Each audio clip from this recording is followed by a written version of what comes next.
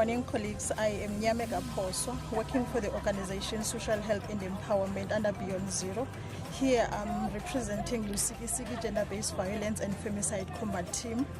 We formed this structure because of the rising numbers of teenage pregnancy in our society. On the official launch of the Child Protection Week 2022, the boys from Lusiki OR Tambo district spoke with one voice and said, "We say no to teenage pregnancy."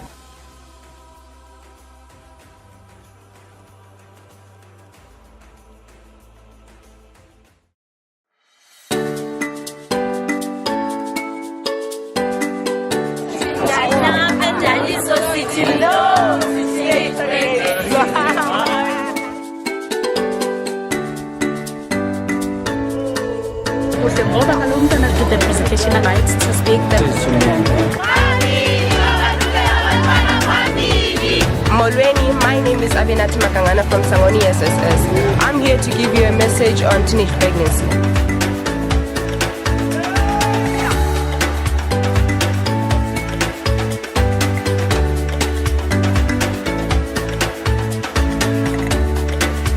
We are here in terms of supporting the social development on commemorating the Child Protection Week as an organization that is rendering services to children. We're looking at matters in terms of trying to encourage communities to report cases of violence, cases where children are being abused and where children also are needing our assistance.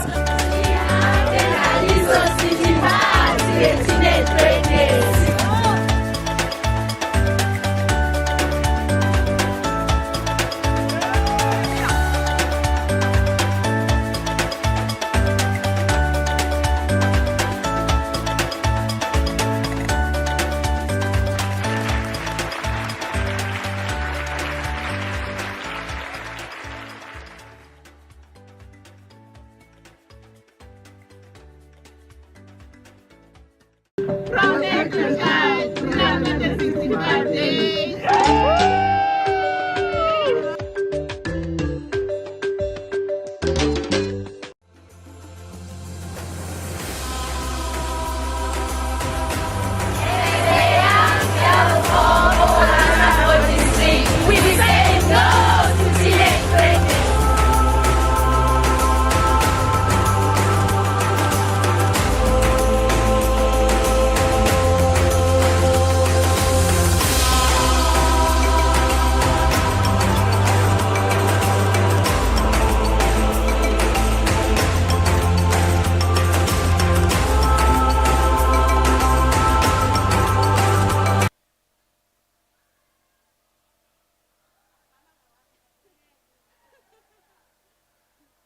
Sanbadani, ninjani,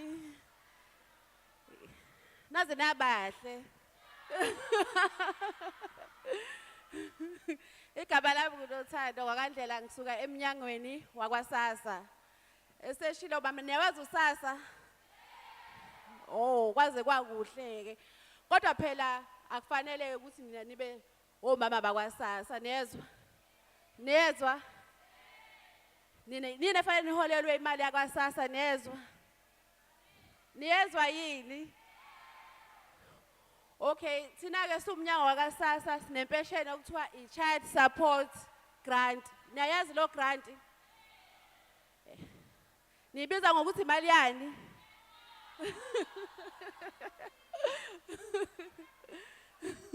Malefika. Okay, i-Child Support Grant uholelwa umuntu osuke uhlala nayo ngaleso sikhathi, niyezwa?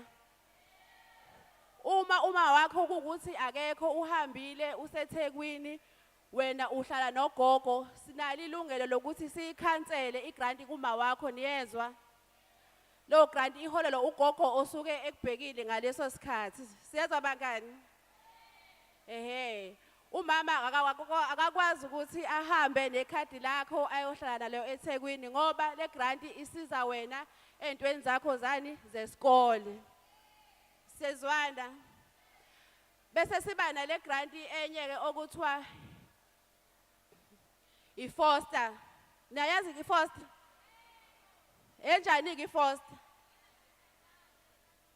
Enjani?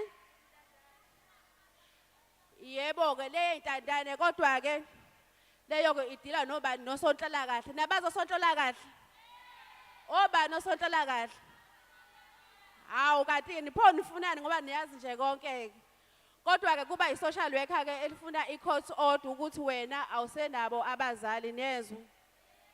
Yebo ke leyo grant ke ikholwa umuntu ongasenaye ubaba, ongasenaye futhi ubani umama. Bese kuba ke enye grant ke yeyingane kuyenzeka ukuthi uthi uzalwa uzale unesimo sokukhubazeka niyezwa. Lo grant ikhona kuthiwa i-care dependence kodwa ke i-grant yomuntu ogulayo. I-grant yengane esuke izale nokukhubazeka niyezwa. Uyihola usuka eminyakeni o0 kuya eminyakeni ewu18. Siyezwana bangani? I-care dependence grant lo grant ke uyiholelwa noma ugogo noma ubani kodwa ke lo grant ifanele uqale ubone udokotela kube uyena o-approvayo. Lo grant ifanele kuba udokotela o-approvayo ukuthi wena ukhubazekile. Siyazwana? I-grant esingaki lesengishoyo manje? Yebo. Bese kuba khona i-grant okuthiwa i-disability. Eyanika i-disability? Eyokukhubazeka akusiyo eyokugula. Khona umehluko phakathi kokukhubazeka nokugula. Eyokukhubazeka siyezwana? Yebo, nayo futhi lo grant fanele uhambe uye kudokotela kuba uyena obonayo ukuthi wena ukhubazekile ukuze ukwazi ukuthi ugcine uthole lo grant. Hayi ukuthi wena usuzophathwa ikhanda usuzothi ukhubazekile cha anikhubazekile bangani nezwe. Siyazwana bangani bami? Yebo. Kodwa ke lo grant ithola umuntu ona 18 kuya ku 59. Yini manje? Ingane nani nayithola i-care dependence. Bese kuba ke i-grant leyo gogo kokuthiwa i-old age. Leyo grant ke siyithola uma ke usumdala usunangaki usuna 60. Hawu kanti ngoba ngiyazi uma usumkhulu nizofika ngithi kuba omkhulu angithi. Yebo ke nizobe senihola ke leyo grant ekuthiwa i-old age. Bese siba nalenye i-grant ekuthiwa i-grant in aid. Angazi noma niyazi ngayo kuthiwa esengezelelo. Uma ugogo kodwa engasakwazi ukuhamba noma engasakwazi ukubona emehlweni. Yebo, noma ugogo esequkulwa niyakhona ukuthi ugogo ke nimlethe lapha kwaSASSA ukuze udokotela azombona bese emnikeza i-grant esengezelelo. Kuthiwa i-grant yani? Yebo ke ilawo ma-grant ke thina ke esinawo ke kaSASSA. Niyezwa bangani bami? Mangaka ama-grant engiwabalile? Hayi khona amanye ke ngeke nize niwazi ngoba ke nani ngekho ngezikhathi zoshaka. Niyamazi ushaka?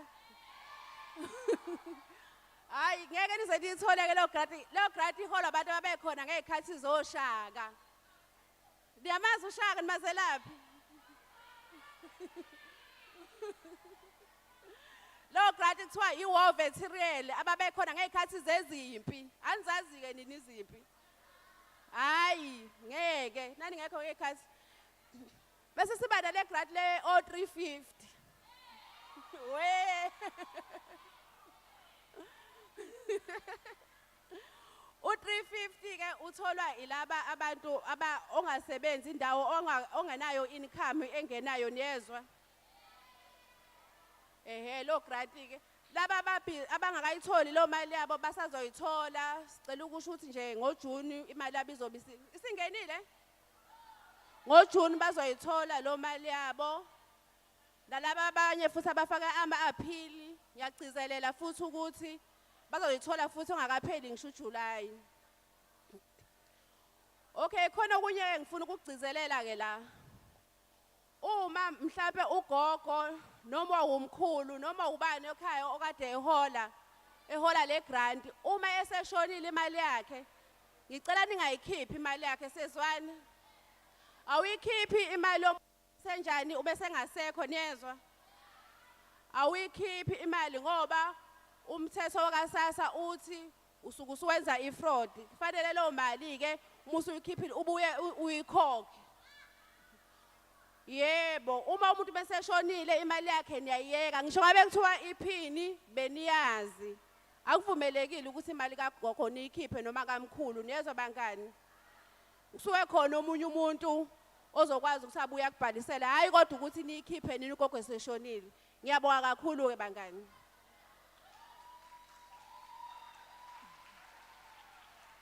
Siyabonga kakhulu sisinolthando. Uthe usisinolthando uphuma phi?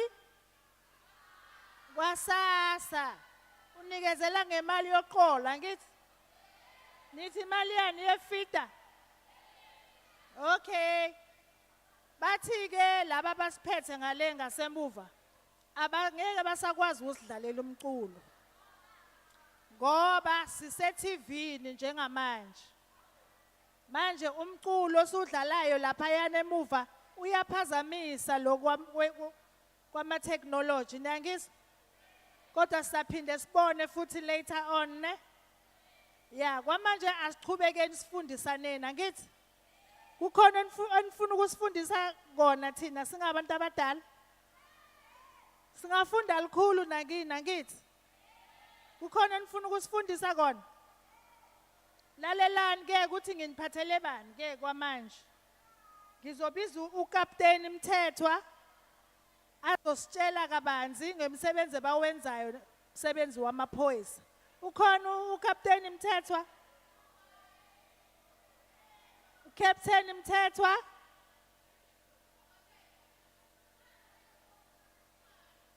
Captain Mthethwa? Wesisinolthando, ngicela uCaptain Mthethwa. Sisalinda uCaptain kanjalo. Ngicela ophuma ku Siyathuthuka Welfare Organization. Ukhona? Hayi bangibalekele labantu. Ithi ngibize uzakwethu. uMiss Konanani Zondo azositshela ke ukuthi masifuna ukureporta ichild abuse sireporta kanjani. Akusiyithi ingane zodwa ekumele sireport. Kodwa wonke umuntu omdala kumele areporte ichild abuse. Sezwana? Bantu abadala. Apha ma-ushers wami kuyaxokozela la ethendeni. Ushers, there's a lot of movement in the tent. Where are you? Ashayeleni usisikona aseza ngaphambili.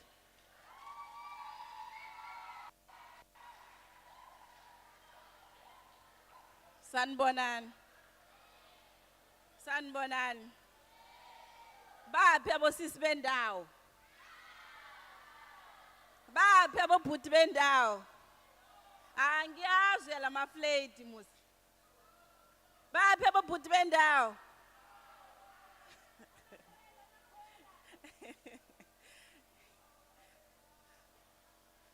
Okay,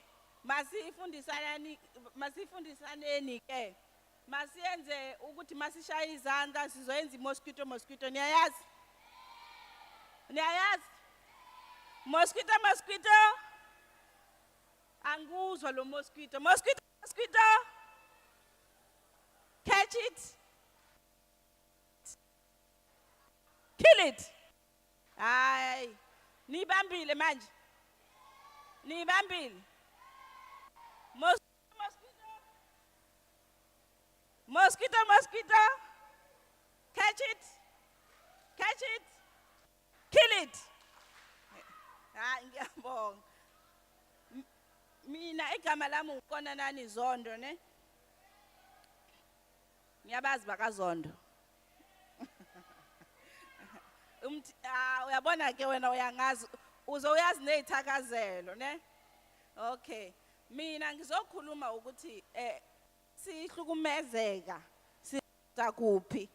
uMamnyoni ukhulumile ukuthi singatshela abothisha, singatshela umzali, singatshela nomunye umuntu simthembayo angithi.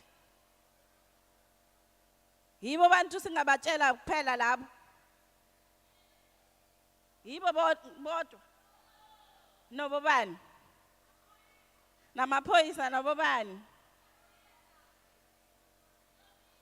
Nothisha. Oh, okay. Hayi kusho ukuthi nina niyazi ukuthi mawuhlukumezeka uyakuphi ukuthi yo reporter.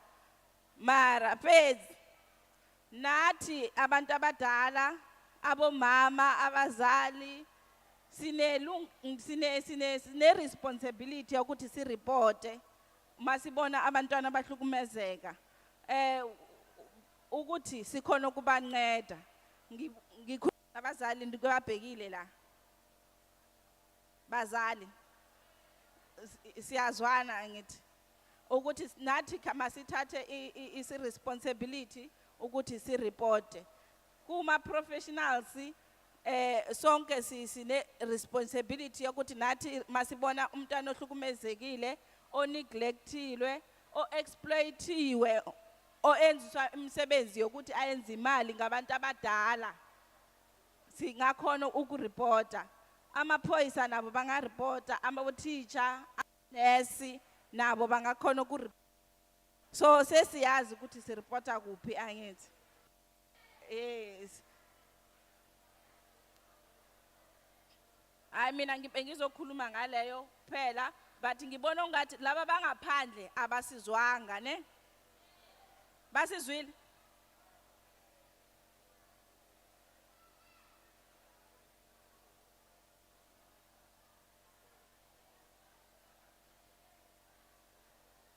Okay ngizocela ukuthi ngingakayehli ke siphinde siyenze mosquito ukuthi silinde laba babuyayo ngaphandle angithi or kunomunye akhona ukucula asicalele iculo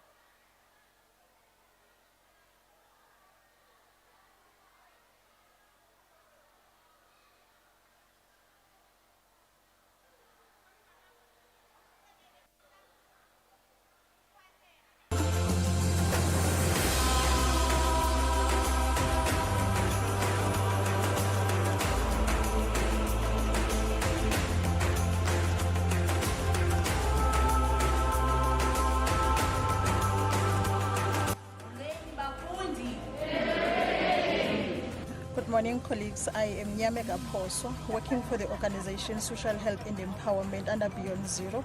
Here I'm representing uMkhanyakude Gender-Based Violence and Femicide Combat Team. We formed this structure because of the rising numbers of teenage pregnancy in our society. On the official launch of the Child Protection Week 2022, the boys from Lusikisiki OR district spoke with one voice and said, We say no to teenage pregnancy. ngaphandle bangene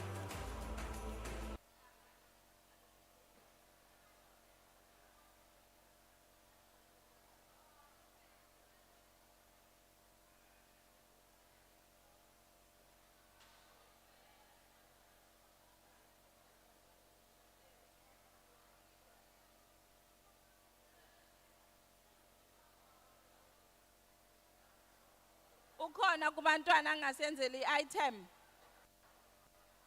bantwana bami ngiyazi ukuthi nina nine talent ubani angazosiculela or asenzele ipoem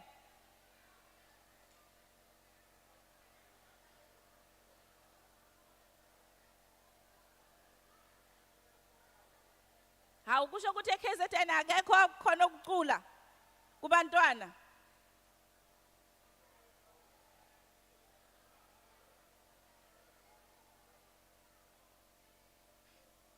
izani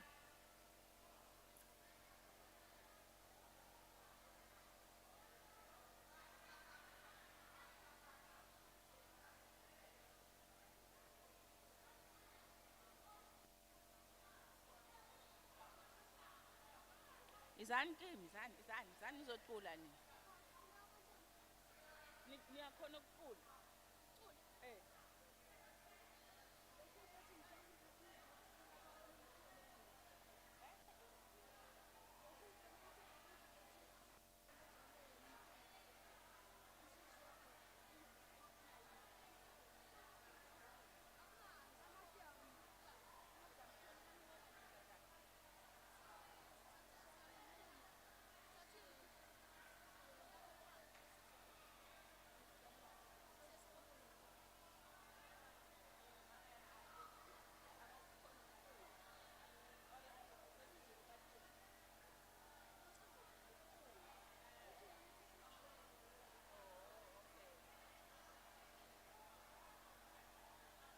ngoba bhuti bathi ingoma yabo abayilungisanga kahle ngizofuna abanye abathanda ukucula. Mosquito, mosquito. Mosquito, mosquito. Catch it. Catch it.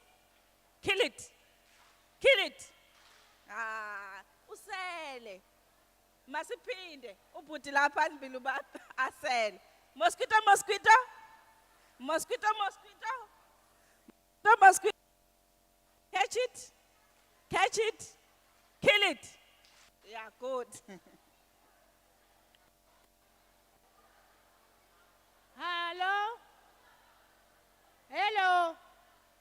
Ngicela lezipho enginiphe zona njengamanje nizivale nizibeke. Nizozibona mase siqedile ngoba manje ziyangiphazamisa. Ningilalele. Ngizithathe zibekeni eceleni kwenu.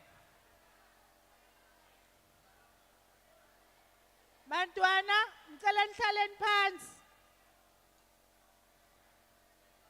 Asiyekeni ukuxokozela etendeni. Masiziphatheni kahle. Ngicela nivale ikhwama nizibeke phansi eceleni kwenu. Nginibhekile njalo nina nobabili. Bhekani ikhwama phansi. Ngoba ngizobiza labo bhuti bazoyithatha. Bese nizoyithola mase nihamba ngithi. Ngicela nisukumeni. Asisukumeni. Ngicela si spread sithi ukudeda kancane. Dedani. Dedani.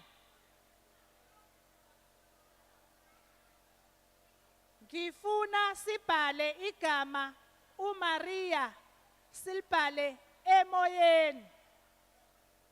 Noma mhlambe asibhale uchild asicaleni ngochild. Anizubhala ngezandla ke nizobhala ngemzimba yenu. Ngifuna nizivocavoce namhlanje. Ngoba umculo asinawo angithi masibhaleni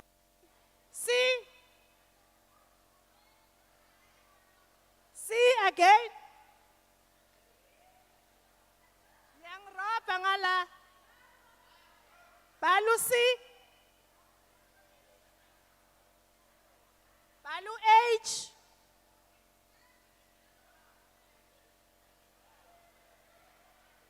Bhala ngokubhekile. Niyakwazi ukupeleta. Ngicela u-H unje.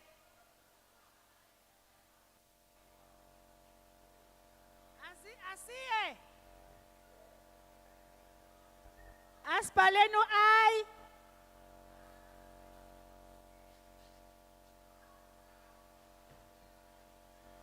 Angithi umbhala kanjani u-I? Ushishirizele emuva uphinde ujampele phambili. Asiye. Ehe. U-L simbhala kanjani? U-L ka child. Udedele emuva, dedani. Dedani futhi. Buyani ke sizobhala u-D. Simbhala kanjani u-D? Hayi niyangiroba. Ubhalwa kanjani? Ngicela abanye baze la phambili bazosikhomba uchild. Child. Anikwazi ukubhala ngani zami? Wozani ke. Child. Okay, ake nginiyeke ke. Hlalani phansi. Asichubekeni. Uyatholakala yini umuntu waka SAPS? UCaptain Mthethwa. Siyamcela. Captain Mthethwa uhambile. Sicela ke usisi Nozipho Makhunga azosixoxela naye kabanzi ngomsebenzi awenzayo. Lana sisebenzisana namahhovisi wakwa social development wala endaweni angithi. Niyawazi ukuthi akuphi? Akuphi ama-office wama-social work? Ese-Shell garage.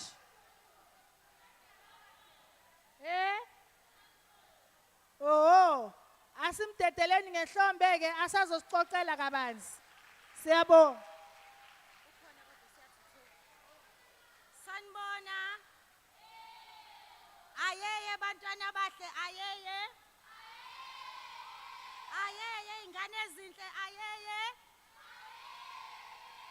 Ngapha ngathi abanginakile kodwa. Sanibona. Ngicela ukunizwa ngapha sanibona. Sanibonani. Niyawuza umehluko? Ngiyabona.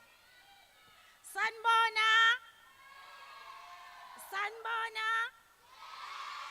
Zingane ezinhle. Ngiyanibingelela ke lo ophambi kwenu niyazi ukuthi ubani? Ubani? Hayibo ushilo nje uma wenu sisi usinta. Wathi kuzabani phambili? Umama Makhungu uyayithanda ingane ezilalelayo angithi. Ngicela ningilalele ke ingane zami ngapha kwesandla sami sokudla. Senthule. Ngicela ningibuke. Niyangibona? Umama Makhungu ngokusebenza uyi-social worker emnyangweni wezokuthuthukiswa komphakathi e-ofisini lenu. Niyalazi office lenu? Likuphi? Shonini kakhulu likuphi? E-Richards Bay kuphi? E-Alton. I-office lenu nani inhlabane eyilapha eniservice khona. Umama Makhungu ke namhlanje azokhuluma ngakho njengoba kuwusuku lokuthi sikhumbule ukuthi siyanithanda nidinga ukunakekelwa. Cabangani nje ukuthi banithanda kangakanani abazali benu laba bamile lapha phambi kwenu. Banithanda kangakanani? Bukani itende nikulo nake nabona itende nama tiles. Kodwa leli tende lenzelwe bani?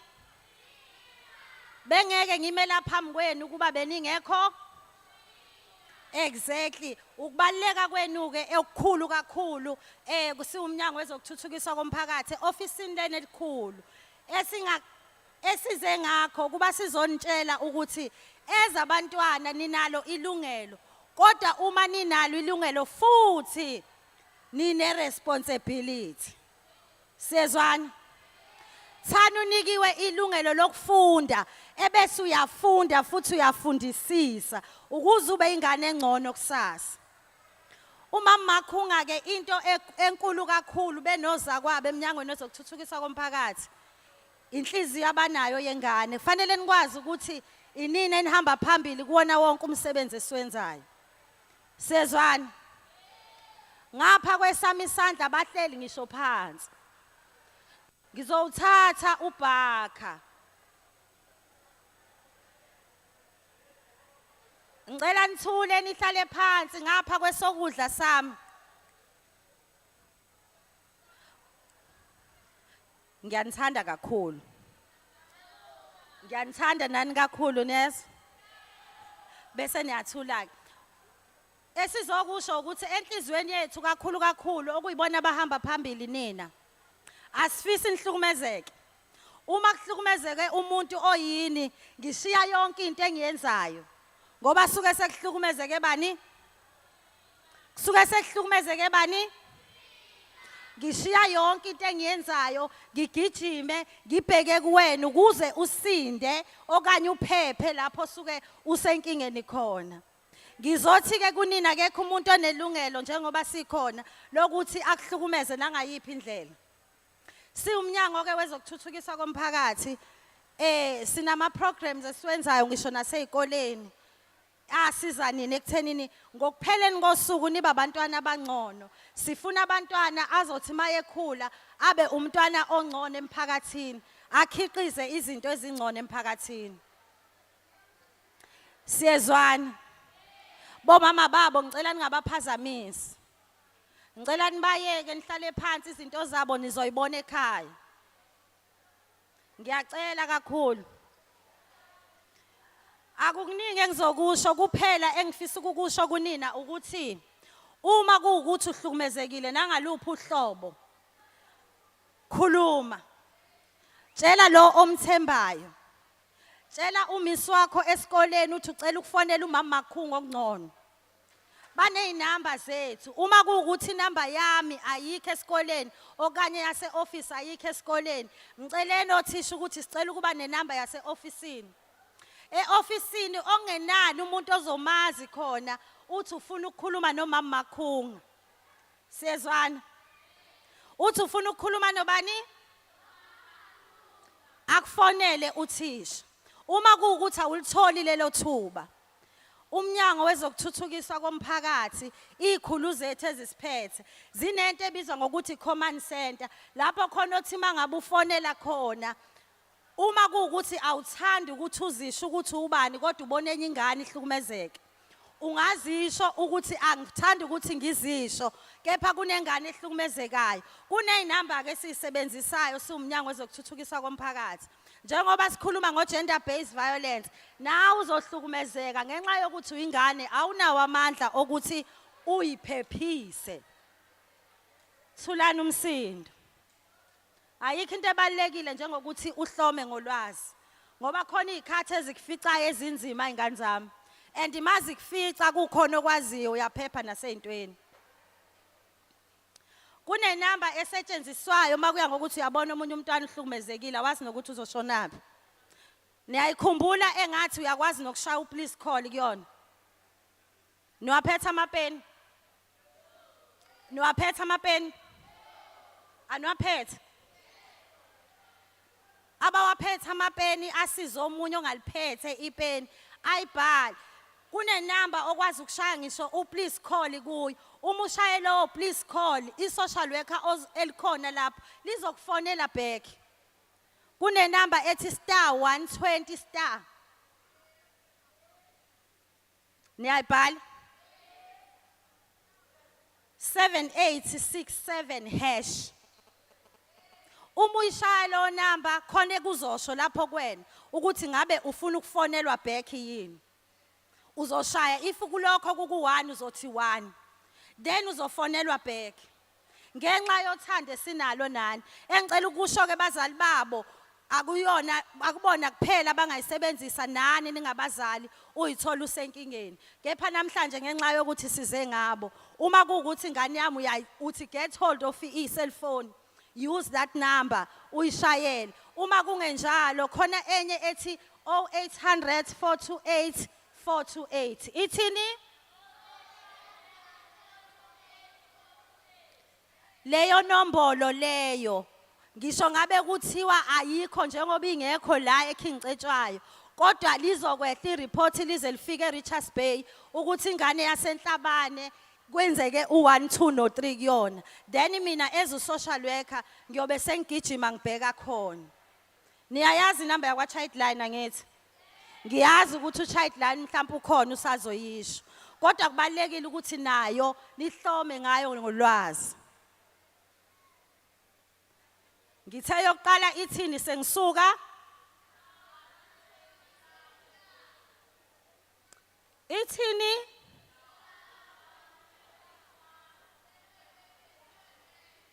Nazo ke ingane zami.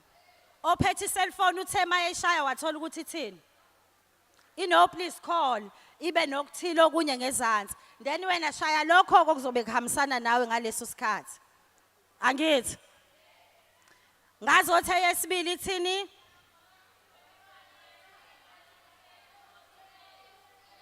Nani bazali babo ningayisebenzisa leyo namba.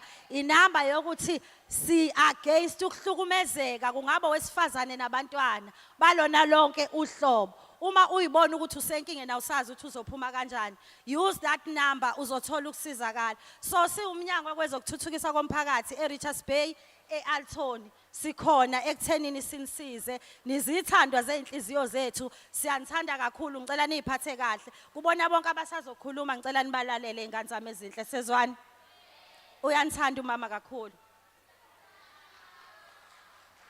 Ihlambe kakhulu ngicela ukuthasisela lana kulamanamba eseniwatholile ne.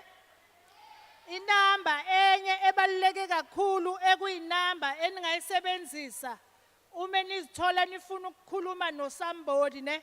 Omunye umuntu ofuna ukumtshela ngale nkinga ohlangabezana nayo ungadayela u116. Inamba yaka childline entsha leyo ne. Le 0800 asayisebenzisi. Sesebenzisa u116. Angithi uchildline number ke lo bantwana bamnezo. Kukhona ama social worker anilindile lapha ecingweni azonikeza i-counseling that is 24 hours 7 days a week. Says what? Alikho isonto ukuthi abantu abasebenzi ngesonto bakhona nizobathola ngapha kwecingo. Angithi ake sisukumeni siculeke. Sizocula yiphi ingoma? Niyayazi le ngoma ethi Masimbonge Masimbonge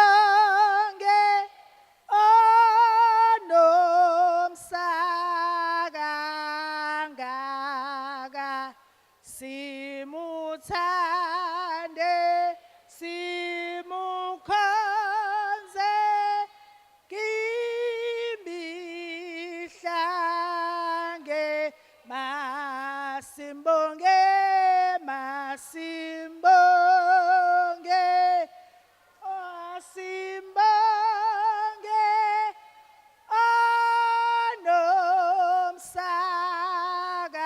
onomsakangaka asukumeni simuthande simukhonze imihlange hallelujah hallelujah hallelujah umkhulu umusaka Jesu simengiwe namhlanje ukuza Masimbonge Masimbonge oh Simbonge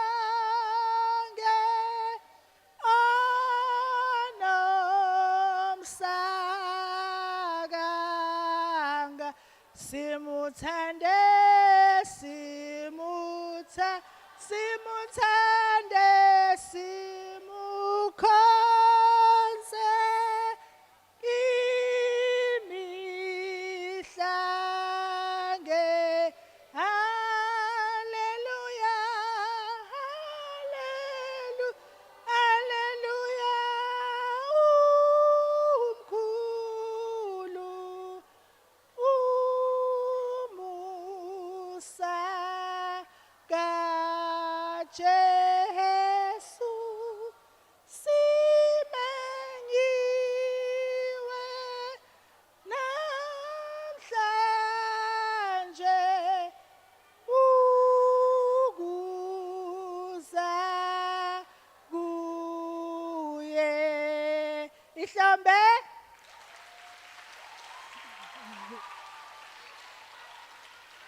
Asihlaleni phansi ke sesiyayiphethula iprogram yethu yeingane yasekuseni. Kodwa ekumele nihambe nako maniphuma la namhlanje ukuthi namhlanje sisenhlabani grounds sizobungaza usuku lweingane ukuze siqiniseke ukuthi ingane ziphephile nokuthi zivikelekile angithi. This is 2022 Child Protection Week. Sesiyiphothula ke angithi.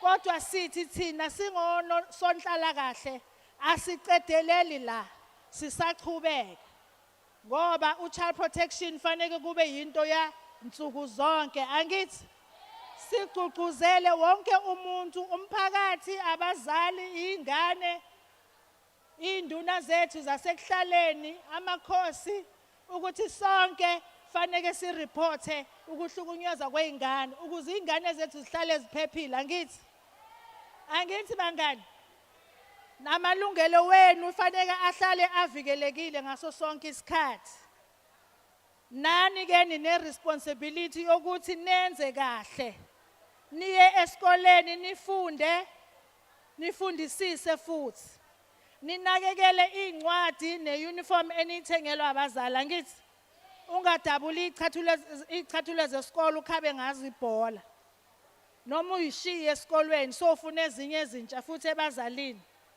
angithi sizwile neke nangeinsiza ezitholakala kwaSasa angithi nakwa Department of Social Development okuyiyona i-government department yophuhliso ngokomphakathi angithi inamba niziphethe nibhalile ngicela inamba yakwa Childline 116 inamba ye GBV leyo SMS please call me usta nibhalile kodwa inamba yakwa SAPS niyayazi yona u1011 niyamazi ukhona ongamazi okay ngani zami iprogram yethu yeingane iphelela la sesilinde ungqongqoshe nabanye abasiphethe la endaweni baze bazocala iprogram yesi2 ne program yethu yesi3 ekuyiyona i-main program for today angithi banitshelile ukuthi kunezikhulu zangakini la khona nongqongqoshe ozokhulumisana nani njengeingane anicacisela ukuthi kuyini ukuvikeleka kweingane nokunakekelwa kweingane angithi nizobajabulela uma bengena la nizobapha ihlombe angithi nizoyenza kanjani thi ngibona nizosukuma nime ngeenyawo nibamkele ngehlombe angithi asenzeni sibone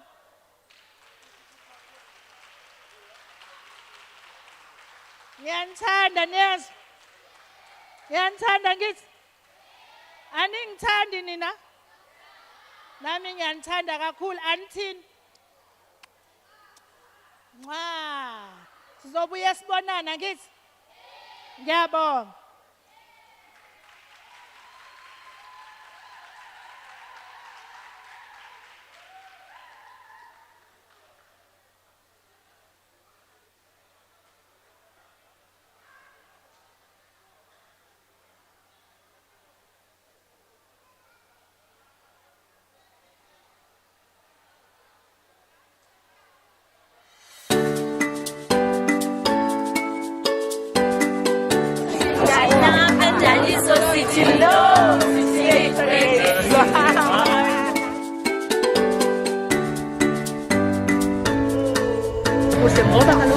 the presentation right to speak Molweni, my name is uMkhanyakude from Sangoni SSS. I'm here to give you a message on teenage pregnancy.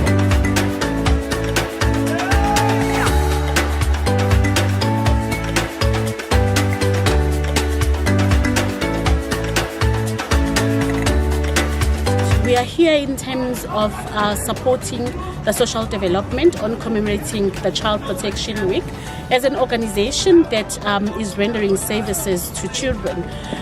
We're looking at matters in terms of trying to encourage communities to report cases of violence, cases where children are being abused and where children also are needing our assistance.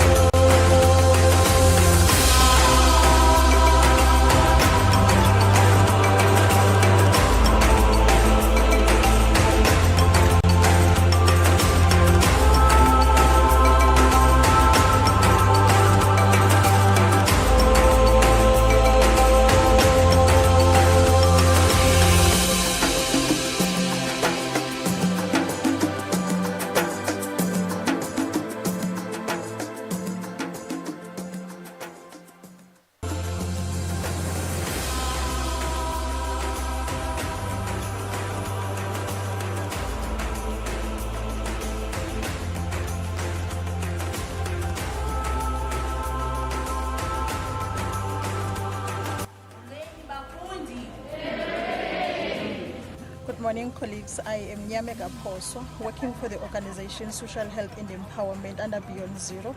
Here I'm representing Lusiki Gender-Based Violence and Femicide Combat Team.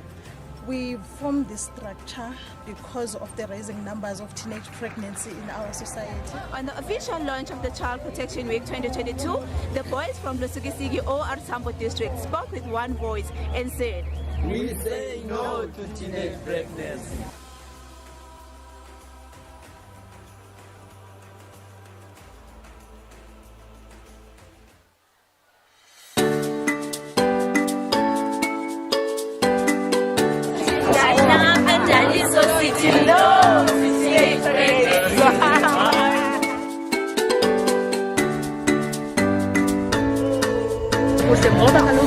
The presentation rights to speak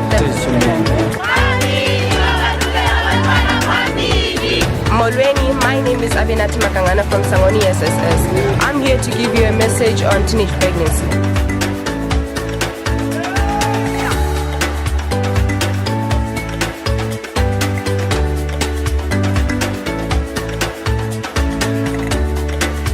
We are here in terms of supporting the social development on commemorating the Child Protection Week as an organization that is rendering services to children. We're looking at matters in terms of trying to encourage communities to report cases of violence, cases where children are being abused and where children also are needing our assistance.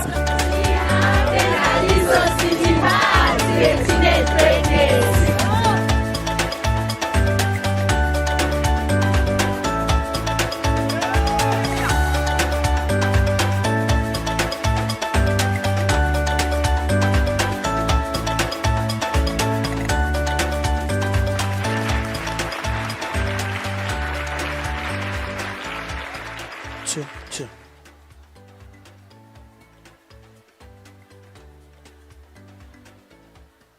From exercise to 365 days.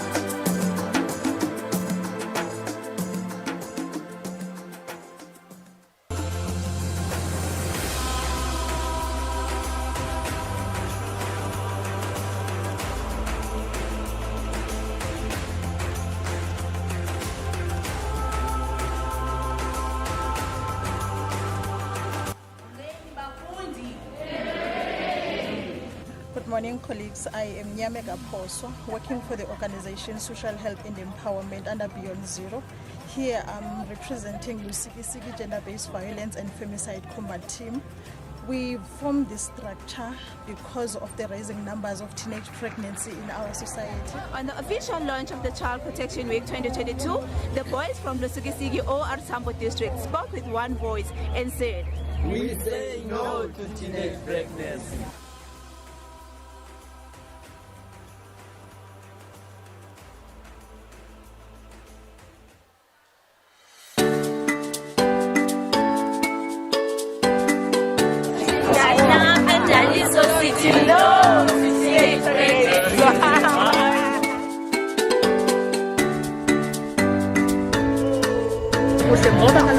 The presentation rights to speak Molweni, my name is uMkhanyakude from Sangoni SSS. I'm here to give you a message on teenage pregnancy.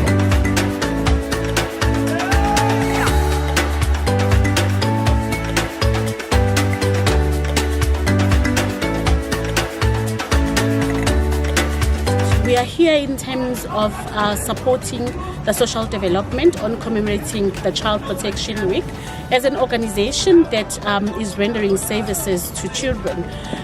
We're looking at matters in terms of trying to encourage communities to report cases of violence, cases where children are being abused, and where children also are needing our assistance.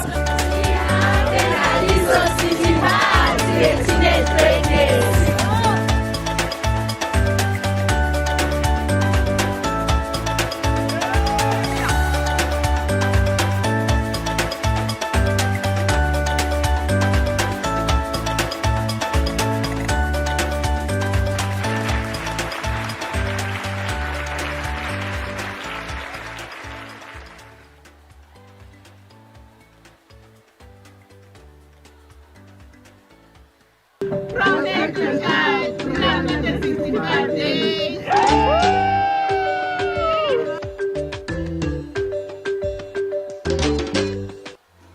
We say no to teenage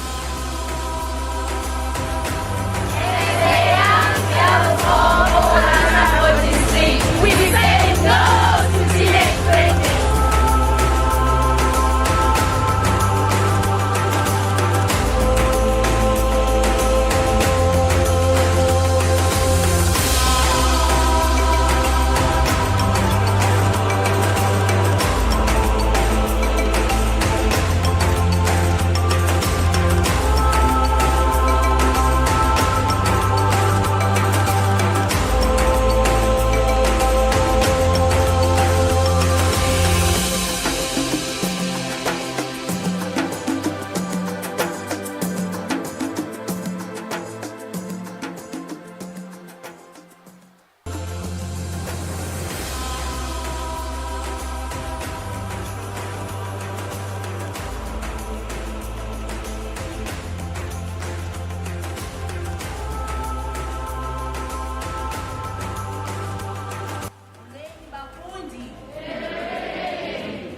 Good morning, colleagues. I am uMkhanyakude, working for the organization Social Health and Empowerment under Beyond Zero.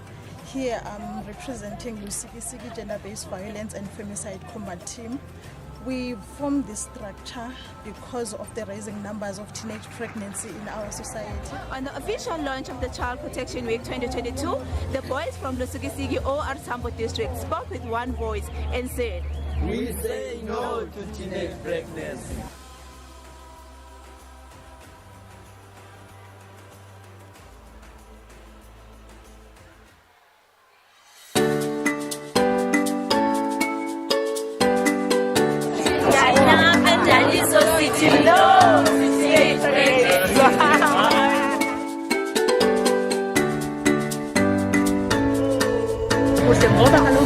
The presentation rights to speak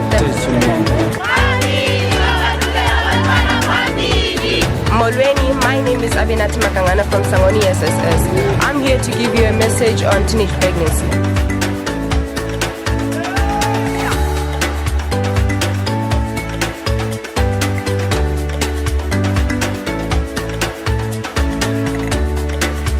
We are here in terms of supporting the social development on commemorating the Child Protection Week as an organization that is rendering services to children.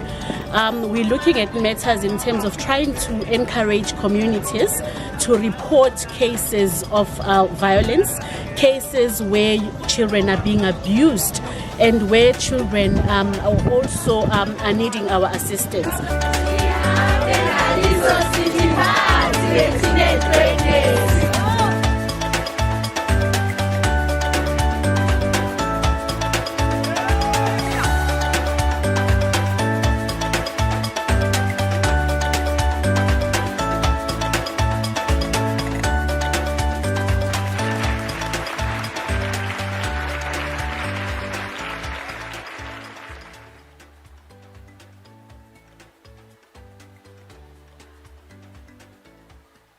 From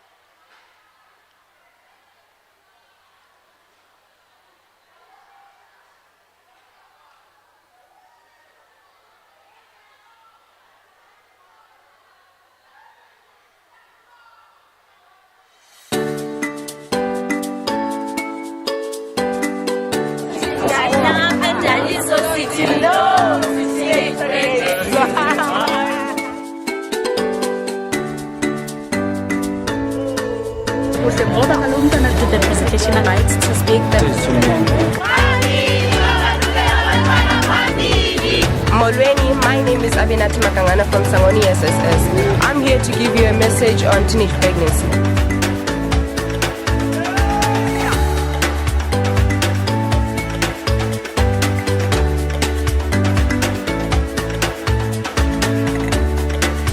We are here in terms of supporting the social development on commemorating the Child Protection Week as an organization that is rendering services to children. We're looking at matters in terms of trying to encourage communities to report cases of violence, cases where children are being abused, and where children also are needing our assistance.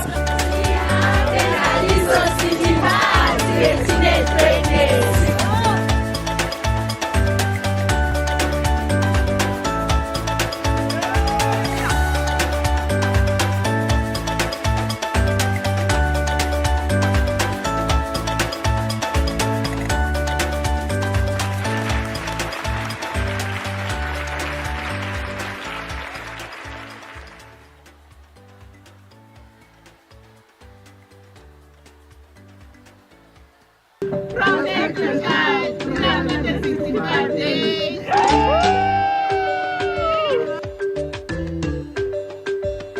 We say no to teenage pregnancy.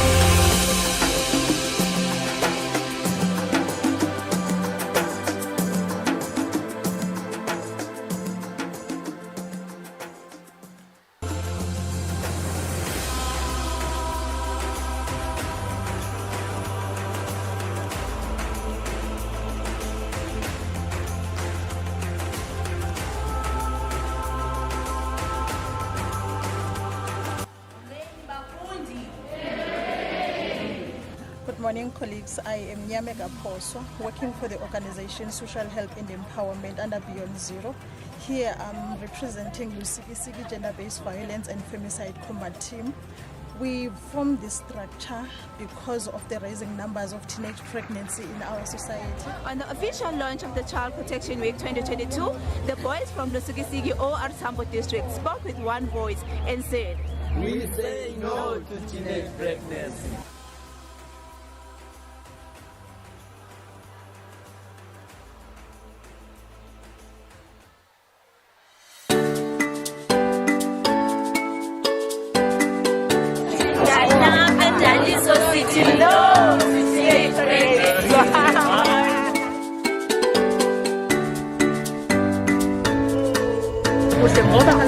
The presentational rights to speak. Molweni, my name is uMkhanyakude from Sangoni SSS. I'm here to give you a message on teenage pregnancy.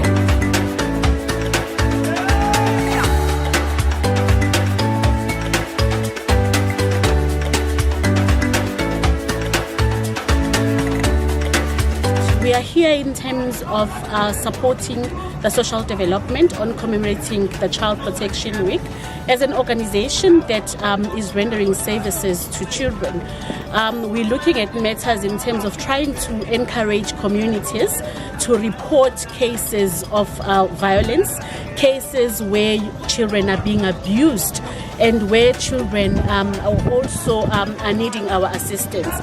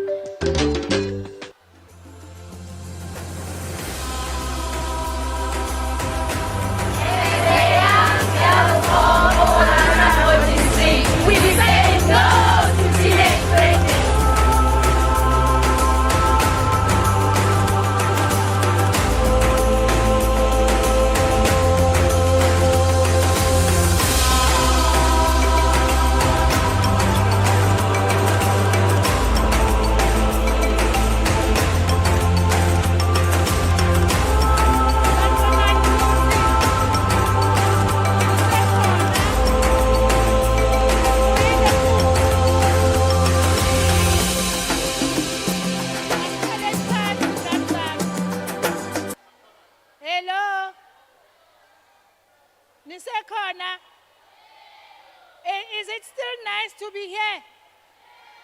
Kumnandi ubalana angithi. Lalelani ke ingane zami nginiphathele abanye futhi ozakwethu.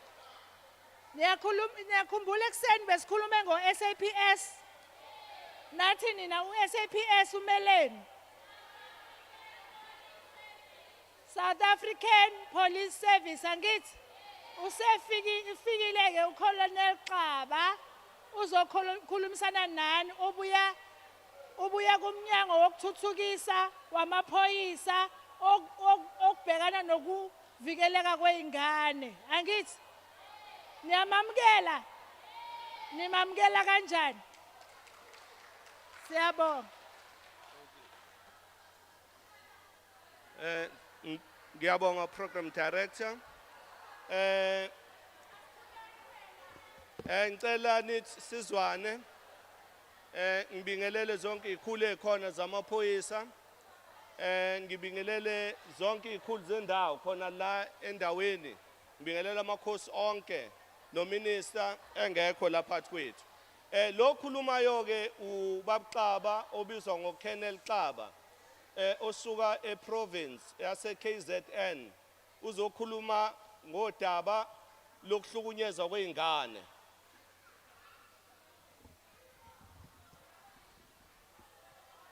niyalazi uphiko oluvikela nina ekuhlukumezweni kweingane niyamazi uFCS ukuthi umeleni uFCS umele Family Violence, Child Protection and Sexual Offences Unit nizwile uFCS umele ukuvikela kwabantwana nabesifazane nabesilisa siyabavikela lana ke sizoqwashisana ngiyazi ukuthi kuningi engizokufunda kunina njengabantwana enihlala nihlangabezana nezinkinga umsebenzi wethu ukuvikela omama nobaba nezingane na wonke umuntu okhona esayidini lokuvikela uhlobo lamacala ocansi lapha ngizoqala ke ngamacala esiwasebenzayo suuphiko ngithanda ukusho ukuthi iFCS ingaphansi kophiko lamaphoyisa uSAPS sizwana lapha ngizoqala ukukhuluma ngecala okuthiwa irape irape ukulala nomuntu wesifazane ngaphandle kwemvume yakhe sizwana bese kuzoba khona icala lokupotopotoza ekuthiwa sexual assault umuntu akavumelekile ukukuthinta emabeleni noma esithweni sakho sangasese engcwebeni lana futhi ke njoba silapha sizokhuluma nge-statutory rape ukukhulela kweingane ukuthi sizokuvikela kanjani ukuthi izingane zingakhulelwa ngizoqala nje ngecala le rape uthi uma ngabe sikhuluma nge-rape umuntu esehlukumezekile fanele enzeni umuntu uma ngabe ehlukumezekile kubalekile ukuthi areporte ngokusheshsha angithi sezwana ungabikela noma ubani omthembayo ukuze kube khona lesi statement okuthiwa first report ngoba ngaphandle kwestatement okuthiwa first report icala ngeke likwazi ukuthi liqhubeke kahle ngoba kuyadingakala ukuthi ukwazi ukuthi uke wabika yini angithi sezwana right irape ke ihlukene kaningi uma ngikhuluma ngerape umuntu angakufaka umunwe ngaphansi enkomeni noma esithweni sakho sokuchama ngithi kunjalo angafaka itotolozi yakhe irape futhi naleyo angithi sezwana ya bese kuzothi ke noma ke ngafaka ngaphakathi kodwa irape ngoba kuthiwa a slight degree of penetration ukungena komunwe noma into encane enkomeni sekuyirape lapho ngoba ukuthinte enkomeni bese kuzoba khona icala attempted rape icala lokuzama ukudlwengula mhlambe ke sibiza ngokuthi attempted rape ngani ngoba lo muntu uphunyukile kuyena kade ethi uyakudlwengula ngithi kunjalo That is why sithi attempted rape ubezama ukukudlwengula. Bese kuzoba khona i-sexual assault njengoba ngishilo ukuthi ukupotopotozwa emabeleni noma kuthinte ey'nqeni noma kuthinte kuphi lapho okungavumelekile. Ngithanda zazi ngisho iy'ngane ukuthi kuyicala ukuthinta omunye umuntu esithweni sakhe sangasese noma lapho ezizwe engakhululekile khona. Ney'ngane ziyaboshwa. Ngiyazi ukuthi nenicabanga ukuthi iy'ngane ayiboshwa. Siyaziboshwa, ziyaboshwa, senze i-preliminary inquiry, yonke leyo nto. Sixhumane nama-social worker kubonakala ukuthi i-criminal capacity yakhe uyakwazi ukuthi angagwebeka. Uyayazi ini lento ade yenza. So-ke akho ngane ezokuyithinta omunye umuntu isitho sakhe sangasese sezwana. Right-ke, nanti-ke leli cala elikhulu-ke leli okukhulunywa ngalo kuthiwa i-statutory rape. I-statutory rape, ake silalelane wey'ngane zami lapho. Bapho othisha balezi ngane. All right. Ake sizwane lapho bantu abami ngasemnyango nina bafana lapho. Right. La sizokhulisa nina ukuze nazi ukuthi nizovikeleka kanjani nokuthi ke ukukhulelwa singakuvimba kanjani njengoba kuthiwa kule ndawo ukukhulelwa ikona okudlange kakhulu ukukhulela kwabantwana okuthiwa i-teenage pregnancy. Angisezwani. Umntwana omncane akanalo ilungelo lokuthanda. Umzali unelungelo lokuvula icala okuthiwa i-statutory rape. Sezwani. So-ke i-statutory rape icala lokuthandana nomuntu omdala. Sezwani. And bagade labo baba bathanda ukunika imali. Ngoba ibona laba belo benheha nize nigcine senisondele eduze kwabo. Angithi kunjalo. No malume bayidlwengula ingane. Angithi kunjalo. No baba bayidlwengula ingane. Angithi. Abazala nabafowethu bayidlwengula. Ungathuli. Noma ngakuthiwa umuntu ukusabisa kangakanani ethi uzobulala wonke umuntu okhona ekhaya funa ureport. Sezwana abantwana. Right ke nanti leli icala ke livikela ukukhulelwa. Ngoba phela uhulumeni wazi wahlela ukuthi kube khona lelu daba leli cala ukuthi i-statutory rape ngoba evikela izingane ukuthi zingakhulelwa zincane. Sezwana. Right. Uma ngabe ke umuntu ke omdala elala nengane angithi lapho uzoyifakela izifo. Angithi kunjani? Ayikhuleliswa. Angithi kunjani? Abanye bagcina sebeyibulala ingane ukuthi ingakhulumi. Kushuthi nje funa uqhele eduze kwalento. Angithi kunjani? Right ke umzali ke unalo ilungelo lokuthi ahambe ovula icala ukuthi wena uqome umuntu omdala kunawe. Niyakwazi lokho? Bese siyambopha lo muntu lo isigebengu ngoba ingane ayinako ukuhlakanipha ukuthi mayilala nomuntu wesilisa kuzokwenzakalani ngemva kwalokho. Angithi sezwana. Siyambopha ke lo muntu ngoba ingane isuke ingakacabanga ingekho matured ukuthi ngaqoma. Ekugcineni ke uma ngabe lama statutory rape esikhuluma ngawo ingane igcina seyikhulelwe ngoba ziqoma zincane. Angithi sezwana. Yeah. Ngiyathanda nje ukuthi ke nazi lokho ngoba ingane eziningi uma seyikhulelwe ziqamba amanga zithi zidlwengele umuntu ezingamazi. Angithi kuyenzeka. Yebo. Bese ke ziyovula icala laphana ngoba ifuna ukuyo terminate noma ziyokhipha izisu. Angithi nakwazi lokho. Yebo ke unalo ilungelo lokuthi usikhiphe isisu uma ngabe kuukuthi udlwenguliwe. Sezwana.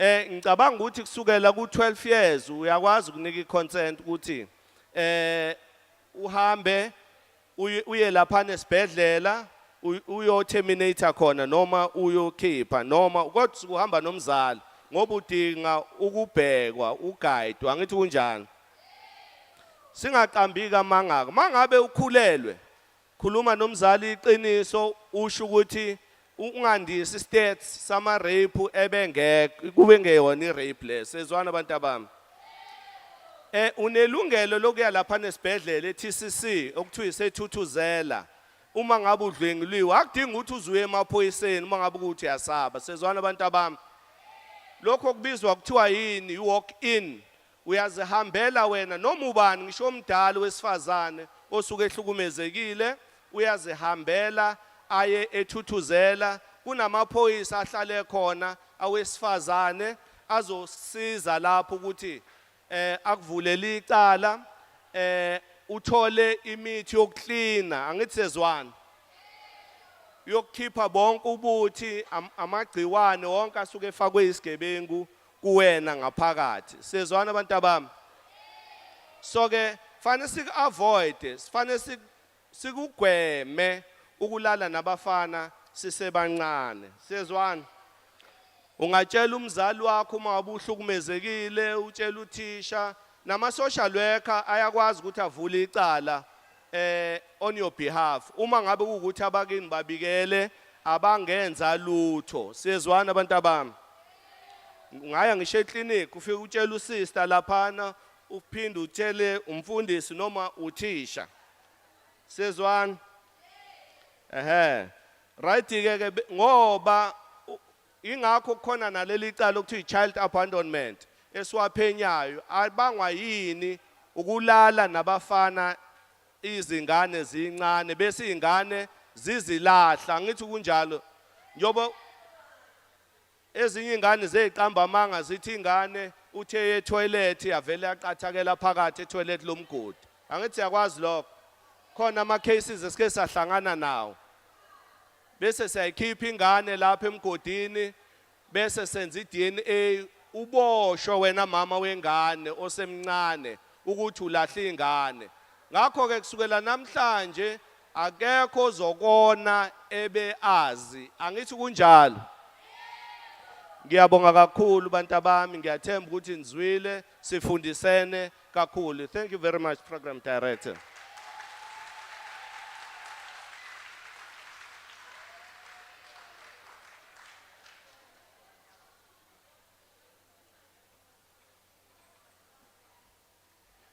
Mosquito, mosquito. Mosquito, mosquito. Catch it. Ay. Kunabanye balahlekile ne? Masiphinde. Mosquito, mosquito. Mosquito, mosquito. Catch it. Catch it. Kill it. Kill it. Ngiyabonga. Siyaqhubeka neprogram yethu. Ngizocela ithuthuzela siyathuthuka sorry yeah sizomamela abo usisi from siyathuthuka ne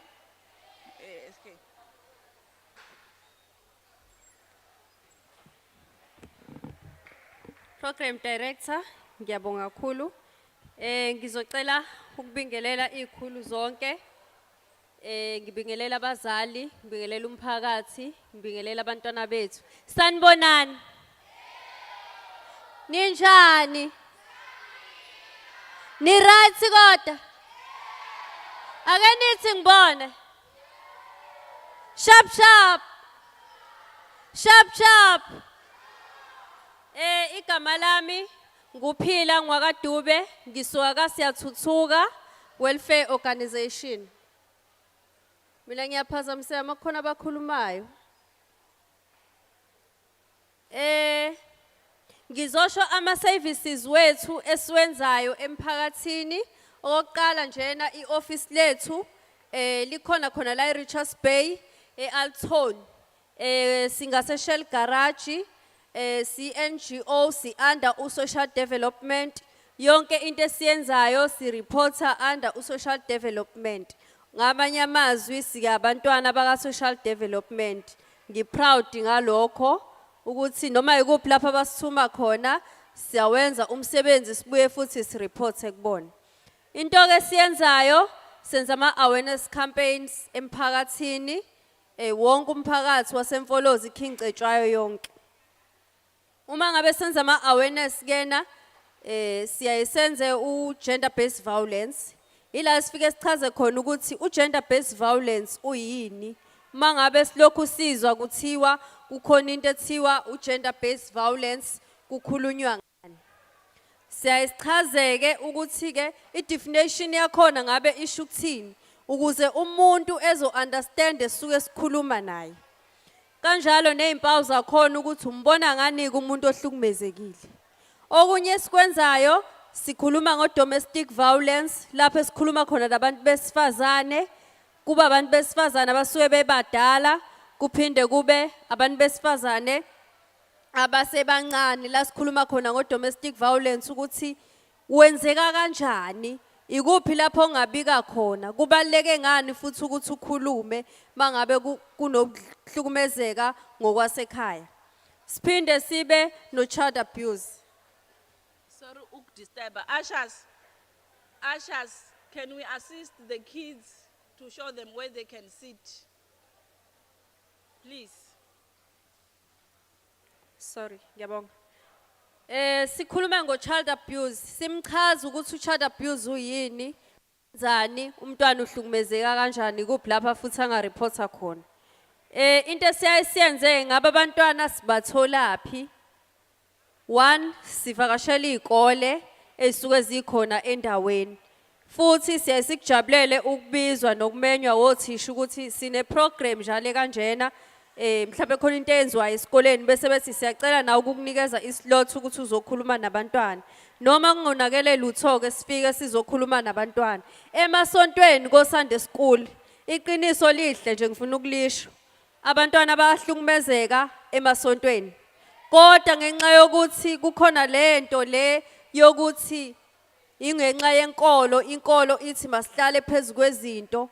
Siyafika abantwana sizobafundisa ngalezo zinto ukuze bezokwazi ukuthi uma ngabe kwenzeka into ekanjena la sengiyahlukumezeka bezokwazi futhi ukuthi babikaphi. Siyabathola nakuma sports grounds. Siphinde futhi naba abazali sibafundise sibe nama dialogue nabazali la suke sikhuluma khona ukuthi umntwana mangabe seqale sehlukumezeka umbona ngani. Wena mzali uma ngabe kuthiwa udiscipline umntwana kumele ngabe uhamba ufike phi. Uma ngabe usuwenza njena kuzobe sekuhlukumeza yini. Nanokuthi ke abantu abazali kunama issues amaningi abadila nawo. One, abazali bethu bakhule ngesikhathi se-apartheid ngesikhathi samabhunu. Bakhule kabuhlungu abazali bethu, bakhule beshawa befa isibhaqo. Njengamanje wazi ukuthi mangabe senomntwana kufanele ukuthi naye amshaye, ashawe ngemvubu, isikhuni isikhale ekhanda. Kanti kulesi sikhathi samanje sekushintshile akusenjenga sekuqaleni. Umthetho uqinile bazali ngendaba yokushaya abantwana. Uma ushaya umntwana noma umntwana onile yiba nendlela yokumsupporta ekuthanini akwazi ukufunda ephutheni lakhe. Ilezo zinto ke esiyazenze emphakathini sibe nama dialogues nabantu besilisa nabo ngoba nabo bayathinteka bahlukumezeka nabo as well. Kanjalo futhi isikhathi esiningi kuba yibona abantu othola ukuthi ibona abavelayo emacaleni okuhlukumeza abantwana nezingane. Siyeke sikhulume ngo-gender based violence ukuthi lesihlava lesi esihlazithi singenza kanjani ukuthi leso sihlava leso siphele noma sinciphe emphakathini wakithi. Sesifuneka i-participation yawo amadoda siwagqugquzela ukuthi Nkosi yami amadoda sicela agijime phambili ukuthi kuvikelwe lezi ingane zethu esizalayo. Kuvikelwe abantu besifazane lezi bethu laba basithalela izingane zethu for 9 months. Uma ngabe usidinga uyakhona ukuxhumana nathi no social development sikwazi ukukusiza sikwazi ukulekelela enkingeni yakho. Sihleza si-available siyathuthuka. Uma kwenzeka ke sikuthole emphakathini mhlawumbe let's say wisisulu sokuhlukumezeka siyaye sikurefere emnyangweni okuyiwona wona. Kodwa before sikurife emnyangweni okuyiwona wona, yonke into yethu iqala ku social development sikudlulisele khona bese kuba yibona abakurifeyayo. Ngiyabonga kakhulu ngesikhathi senu, ngiyanithanda kakhulu, nginifisela inhlanhla nje bantwana, nikhule nihloniphe, niphokophelele phambili. Funde futhi balekile ukukhuluma ngezimo ezenzakalayo empilweni zethu ngokuhlukumezeka konke esibhekana nakho. Ngoba thina sibancane asinawo amandla okuyivikela, kufanele sibe nabantu esikwazi ukukhuluma nabo phakathi.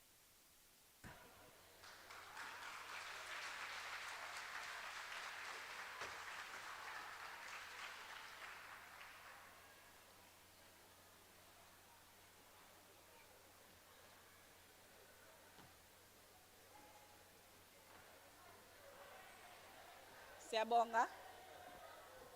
Siyabonga. Mosquito, mosquito. Mosquito, mosquito. Kill it. Ah. Mosquito, mosquito. Mosquito, mosquito. Kill it. We are killing it. Mosquito, mosquito. Mosquito, mosquito. Catch it. Catch it. Kill it.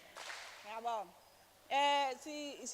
Sizoqhubeka sibize i-child line to come and talk to us as we are listening.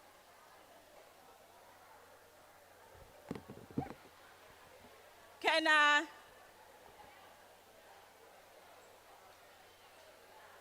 have ushers to assist with kids? Ushers.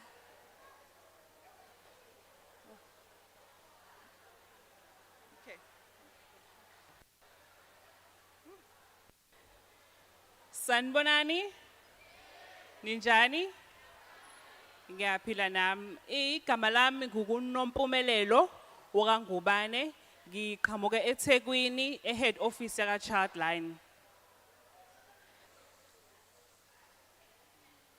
Ngizothi nje qaphu with i-service esiletha la, siniqwashisa ngayo njengomphakathi. Childline kakhulukazi usebenza nezingane eminyakeni 0 to 18 years, mfana ntombazane asikhethile. Ama services esiwalethayo kakhulukazi sinosonhlala kahle, being ama social workers, siba nawo officeini lethu. Lapho khona sisiza nge-abuse, any type of abuse, could be physically, domestic, sexually, no IPV being intimate partner violence. Lapho sikwenza khona i-counseling nalowo muntu lo othole uyi-victim onukubezekile ngokocansi. Si provide ama services usithola e-officeini lethu eseThekwini kanye ne toll free number esinayo 116. U116 usebenza ngamahala kwama networks being uVodacom, Cell C no MTN. So you can phone at any time during Monday to Friday. Phinde futhi uyasithola nasey'koleni. Kakhulukazi sisi yakhona manje ey'koleni si provide khona i-counseling nabafundi. Sibona ngesinye isikhathi othisha bebe-report basho ukuthi kunomntwana bambona khona qala ngebehavior yomntwana. Ngizokhuluma nje ngesibonelo esengakusebenza ngaso nibone ukuthi umsebenzi wethu njengo-Childline usebenza kangakanani, ufinyelela kanjani osizweni. Kukhona umntwana njengenzeka umzali nawo ngiyaqwashisa lobuhleli la. Umntwana wakho uyabizwa esikoleni, mubizwa esikoleni thi umntwana wakho unolaka uyashaya. Meshaya nawe mzali kodwa ukubona ekhaya kwenzeka lokho ngoba wena uyasifaka isandla sokudiscipline umntwana wakho. Esikoleni abakwazi ukumdiscipline umntwana because kune code of conduct ebavimbayo ukuthi bangamshayi and akuvumelekile ukuthi umntwana ashawe. Umntwana wakho afika esikoleni uyashaya, phinde futhi lapho unama body marks emzimbeni, unemvimbo. Umntwana lapho ngiyabizwa mina njengosonhlala kahle kwa Childline. One esikoleni ba report ukuthi umntwana uhlukumezekile nje ukuthi babona ama body marks. Isanyo yokuqala leyo esikoleni abayibonayo. Mina njengosonhlala kahle ngiyafika ngikhulume nawe mzali, ngikuqwashise ngokushaya umntwana wakho physically umshaya ngani ngemvubu or noma yini enisebenzisayo engakhozi ama-body marks omntwana. Ingxenye yami nalapho ngisebenza kakhulu nawe mzala nomntwana size sazi imbangela yomntwana ukuthi why azabe nolaka. Why azashaya esikoleni ngoba lokho akwenza akuvumelekile esikoleni. So from there mina ngiba nama sessions naye. Ngikhuluma nawo umntwana, being ngikhuluma nomntwana it has to be in private, meaning confidential. Kuyimfihlo being mina naye umntwana sobabili. So from there mina ngiyathola imbangela at times ukuthi why umntwana benolaka ebenemvimbo futhi emzimbeni. Kwesinye isikhathi kutholakala ukuthi umntwana vele usuke ekhaya khona udlame kuyaxatshanwa kuyathukwana kuyalwa nje impi nje endlini. So ngenzeka isikhathi umntwana azabe unolaka kanje esikoleni kwenzeka ukuthi le mbangela isuka ekhaya. So from there mina umntwana ngiyamthatha ngikhulume naye for ama sessions ngiba naye ama interventions ngiwasebenzisayo ukutholakala ukuthi kwenzakalani. Ekusukeni lapho bengithola ithi imbangela iqhamukaphi ngiyazama ukuthola nawe mzali ukuze nawe ugomeke ukuthi lento oyenzayo ayivumelekile. So from there iservice ye social work idlala lapha indima. Uma sithola ukuthi umntwana nakho kuyaqhubeka unokubezeke ngokocansi. Kunawo ama services engithi refer khona umntwana indawo esemtholampilo ebizwa ngeThuthuzela Care Center. Thina esingasithola khona esengwelezane hospital. Lapho ufika ucela ubungena esangweni ucela indawo ethu iThuthuzela Care Center. iThuthuzela Care Center isiza kakhulu abantu abanukuze ngocansi nabo physical no domestic. Kulapho phakathi eThuthuzela Care Center ufika uthole odokotela, osonhlala kahle, amanesi. Umntwana lapho uexamine into ebalekile kakhulu engizokhuluma ko-examine. Kubalekile ukuthi ufike eThuthuzela Care Center within 72 hours. Mengithi within 72 hours ungapheli insuku ezu3. Ukwenza isigameko senzeka namhlanje ngesonto ungabushayi uLesithathu ungafikanga eThuthuzela Care Center ngoba kubaleka kakhulu. Mengithi why kubalekile kakhulu is because kupreventa ukuthi ungakhulelwa. 1 ngoba unikwa iphilisi nakhona ukuthi ungakhulelwa njengoba usamncane usafundwe esikoleni. 2 unikwe futhi iphilisi ekuthiwa PEP. uPEP lapho likuvikela ukuthi ungalitholi igcikwane. And then from there udokotela abhala istatement ukuthi ubonene uexamine. Uma kukhona leyo penetration ababiza ukuthi kungenile into yomfana kuwena being itotolozi kuwena esithini sakho ngasese, then udokotela uyasho ukuthi lokho kwenzakalile. Uma ngenzakalanga awushiwa kanjalo uyayithola uservice being uyamthola futhi investigating officer uyasibhala istatement sakho. Kakhulu maze kuxhumana no-NPA la kubhala khona istatement sakho icala livulwe. Ukuvula kwalo kwecala uyalandelela nawe nakhona ukuthi umsola ukephi nendawo akekho kaduze nawe because uyadinga ukuprotectwa njengomntwana nawe ukuthi ungasondela kumuntu dangerous kuwena.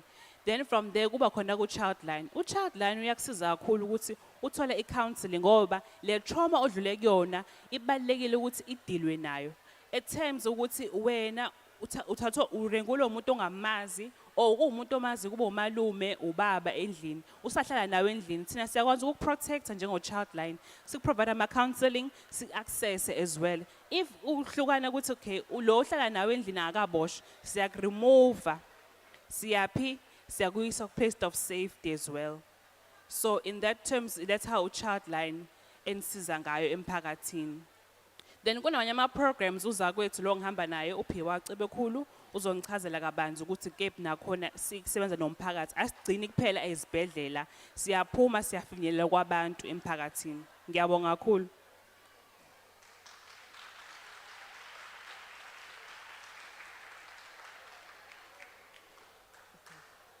Sanibonani enhlabane. Sanibonani enhlabane. Njengoba seshilo uza kwethu angizukuba mude kakhulu. Le program esina kwa Childline South Africa I program lena ekakhulukazi efocusa kubantu besilisa. Siyazi ukuthi eSouth Africa njengamanje ama programs akhona and siyazi ukuthi amalungelo esinawo imvamisa avikela kakhulu abantu besifazane. Kodwa su Childline South Africa sine program la esidila khona kakhulu nabantu besilisa. Lapho sifuna ukunderstanda khona kubantu besilisa ukuthi sikhona nazi ingane zenzikhona abazali umuntu wesilisa ukhala makufanele akhale kuthiwa indoda ayikhali makushiwo kodwa thina siwu-childline sithi indoda iyakhala ngoba ekugcineni njengoba kuthiwa umuntu wesilisa akakhali lento uyivalela ngaphakathi ekugcineni egcine esenza lezi zinto ezingafunwa umthetho we-South Africa okubizwa ngokuthi i-gender based violence okuba i-domestic violence. So siwu-childline sithi sikhanda obaba bakusasa abazokwazi ukuthi umuntu wesifazane akashawa but umuntu wesifazane you protect umuntu wesifazane siyabavikela. So kule program esinayo kwa-childline siza emphakathini okusho ukuthi abazali bayazazi ingane zabo uma ubona ukhonto esuspectayo ngengane yakho uyakwazi ukusifonela kwa-childline usho ukuthi hayi ingane yami ngathi sine-anger so ngifuna uku-understand ukuthi kwenzakalani because isuke ikhona imbangela. To make an example nje uthola ukuthi umuntu wesilisa uhlukunyezwa ekhaya mhlawumbe ubanjwa umalume for example but akakwazi ukusho ngoba umalume uyena breadwinner uyena umuntu omgqokisayo uyena umuntu owenza zonke izinto uthola ukuthi usephuma ngaphandle mhlawumbe usefika estagini sokuthi uyajola njengoba esejola lento eyenzeka kuye lesisuwombe sokuthi ekhaya ngiyahlukumezeka mhlawumbe unukubezeka ngocansi noma unukubeza ziningi indlela zokunukubezeka mhlawumbe emotionally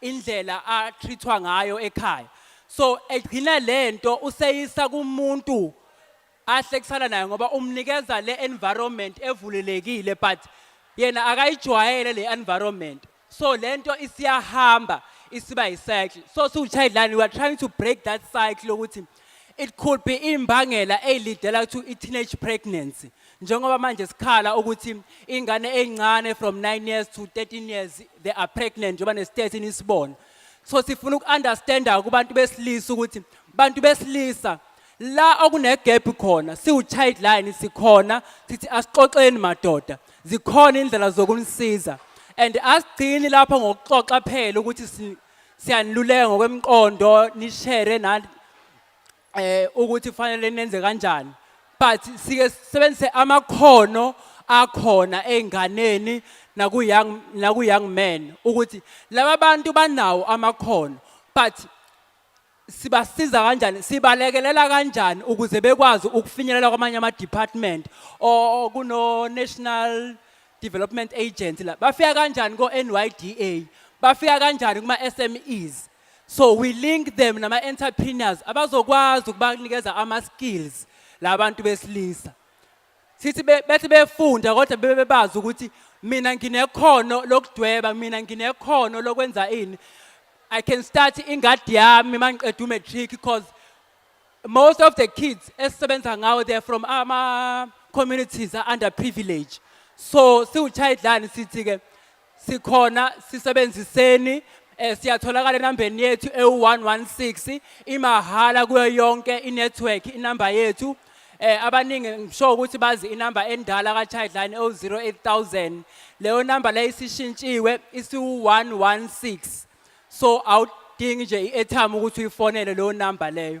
so u-social worker-ke ukhona sihamba naye emphakathini sihambe sikhuluma nabantu besilisa sixoxa nabo and sizama ukubulala lesi stigma sokuthi umuntu wesilisa uma eshayiwe uba namahloni ukuyoreport ngiyajabula ngoba khona ozakwethu in most cases ama-cases esibhekana nawo uma sixoxa nabantu besilisa bayeke bathi uma beya ema-police station bayeke bahlekwe kuthiwa hayi niyadlala nina hamba ekhaya so uma utholakala ukuthi uthi uyareport e-police station and uhlangabezana leyo nkinga kanjalo sifonele ka-childline usitshele ukuthi uye kusiphi i-police station and then sobe sesikwazi ukukusiza uma futhi ukwazile njengoba behle bekhuluma ozakwethu ukuthi kunendawo ebizwa ngama-crisis center ama-Thuthuzela care center uyakwazi ukuya khona ngoba abantu besifazane nabo bayakwazi ukudlengula abantu besilisa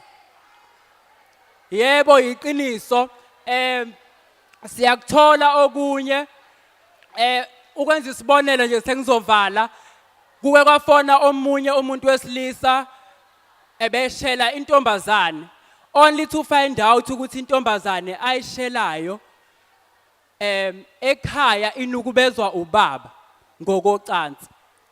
So njengamanje njengoba lo bhuti ethi uthola intombi nje akazi ukuthi usethole umuntu oseyivictim yokunukubeza ngocansi sekuyinto yakhe ya daily le ukuthi njalo mangibuye ekhaya ngilala ubaba. Kwayena umuntu wesilisa lo fonayo angithi uyabona ukuthi usehlukumezekile naye ngokomqondo okusho sedinga manje ukuthi ahambe ama sessions nosonhlala kahle ukuze sizokwazi naye ukumsiza ukuze egcineni engabi imbangela ye problem ye GBV noma ethini ethi ngahlangana nomuntu wesifazane wangangitshela ukuthi unenkinga eso kanti same umuntu wesifazane mhlawumbe ubesenegcikwane lengculazi wamnikeza lona wamshiya kanjalo. Umuntu wesilisa usegcwalana ngaphakathi ngoba kuthiwa indoda ayikhali. So usegcina esefuna ukusabalalisa yonke lento kuwo wonke umuntu wesifazane ngisho umuntu ose-innocent.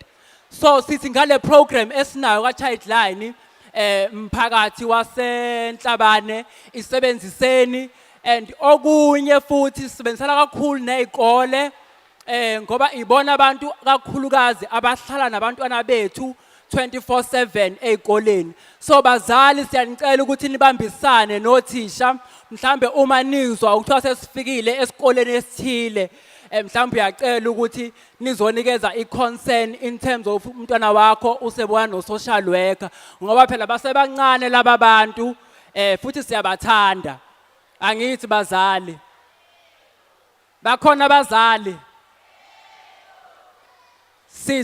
siyasebenzisana ke niyiso lethu njengoba nathi siyisoleni ekuthenini abantwana benu sikwazi ukubavikela ngoba uma umntwana eseyithola esehlukumezeka ngazo zonke indlela zokuhlukumezeka okuwukuthi mhlambe umntwana unikezwa imali unikezwa umuntu thizeni wangaphandle and umenzisa izinto angazazi. For example nje esikoleni bengikuso a week ago ubaba wathi edle amanzi ampondwana enganeni ka grade 5 and lento ingane yenza grade 7 njengamanje lento uyenze enganeni yenza grade 2 wathi enganeni ayizogumula phambi kwakhe uthe ingane isilehlisile ipaint wayisithi ayimthinte. Uyacabanga ukuthi lengane from age of grade 2 njengamanje ka grade 7 yavele yakhala ingane ukuthi ilimele njalo lengane esukela la grade 2 ika grade 7 njengamanje. It's been 5 years. Izoyikhuluma lento ngo-2022. Izoba umama onjani wakusasa lengane uma ingakhulumanga manje. Angithi niyabona abazali ukuthi ingane zethu zibhekana nani thina singekho aware. So ingane yakho you need to keep an eye kuyona and niyiso lethu. So njengoba niyiso lethu uthola ukuthi abanye bayahluleka ukukhuluma nabantwana babo. So siwu-Childline sikhona 24/7 inamba iyasebenza u116 sithi reportani nawe emakhelwane mawubona ngisho ungasayishongo igama uthi uba usho ukuthi ubona inkinga emzini othile and then sikhipha u-anonymous asikureport ngoba sifuna ukubreaka leli bridge elikhona ukuthi inkinga zikhona niyayibona but ani-report ngoba nisaba ukuthi mhlambe kuthiwa uthanda izindaba zakamakhelwane noma ungena endabeni zakamakhelwane. Ubusukushiyela kithi thina bese senza okufanele ukuthi sikwenze. Uma kumele ukuthi icase sirefele koza kwethu abakhona kuleyo area abakwazi ukuthi beqhubeke nodaba yebo siyakwazi ukukwenza lokho. Ngiyathemba ukuthi sengikusho konke. So Childline siyabonga for the opportunity enisinikeze yona kakhulu.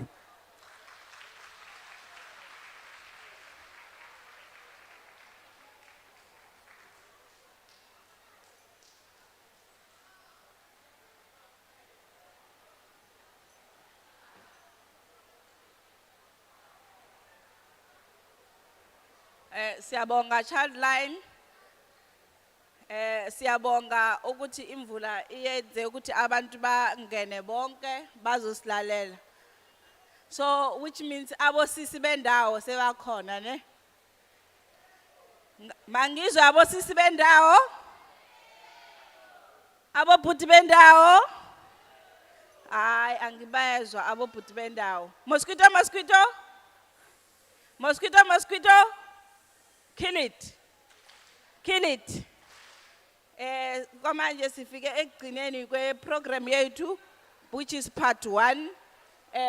Ngibe ngizocela onekhono lokucula asiphi chorus ezosukumisa sonke.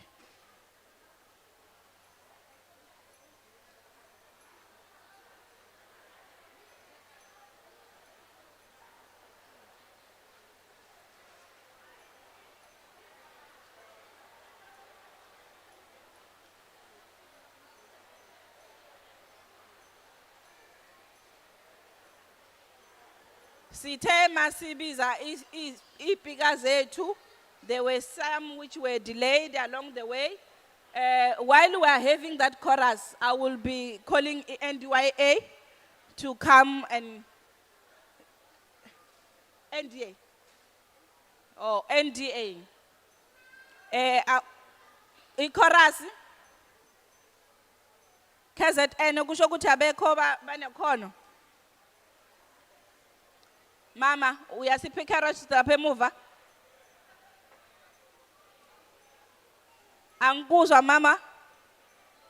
Qhubeka, ngilinde wena.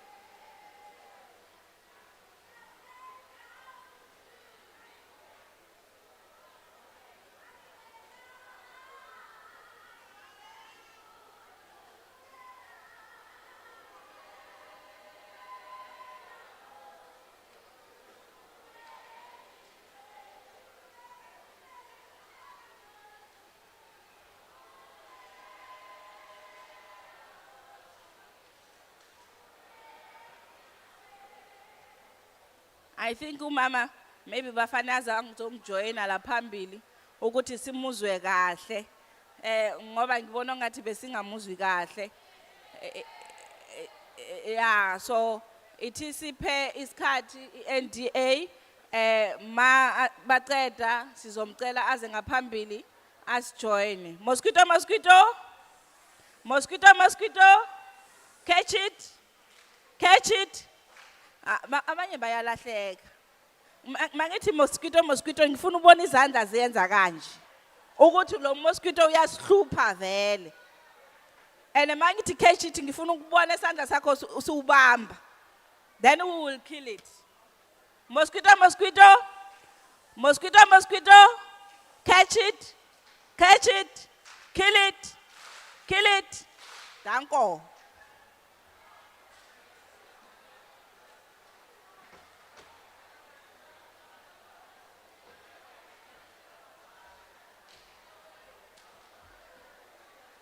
Sanibonani.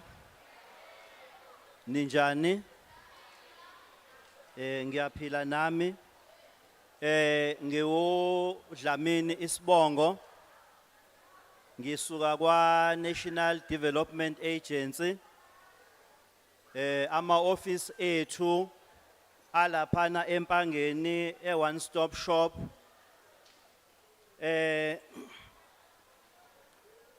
So ngizothinta izinto ezimbalwa kafishane nje ezizenzayo. Ngokwe parliament uNDA unikezwe umsebenzi wokuqeda indlala emphakathini yabantu abamnyama. Ngokuthi ke ukhiphe imali okuthiwa ama grant funds unikeze labo abasuke bequalifya. Sisebenza ke nama cooperatives sisebenze nama non-profit organizations. So omunye umsebenzi eswenzayo ukwenza ama dialogue la sisuke siprofile khona imphakathi sibone ukuthi leyo mphakathi yini nani eyidingayo ukuze uNDA akwazi ukuthi angenelele. So ke ngizokweqa ke okuningi ngiye laphana ekutheni kunama cooperatives eswafandile njengo NDA la eKingcetshwayo. Eyoqala icooperative esifandile ilindele imini primary cooperative esemhlathuze emacekane ku Ward 31. Icooperative lena eproducer ama vegetables inana nemakethe la ikwazi ukuthi yodayisa khona imkhiqizo yayo. Then enye icooperative esifandile irayoni primary cooperative yona ila Emfolozi Ward 14. Irayoni primary cooperative yona ikhiqiza izinkukhu. So uNDA uyifandile ikhona njengamanje iya operator iyasebenza. Then bese kuba uNgibukani naye esimfandile uNgibukani usemandlazini emhlathuze yena ke naye uyi vegetable growing cooperative. And then khona futhi la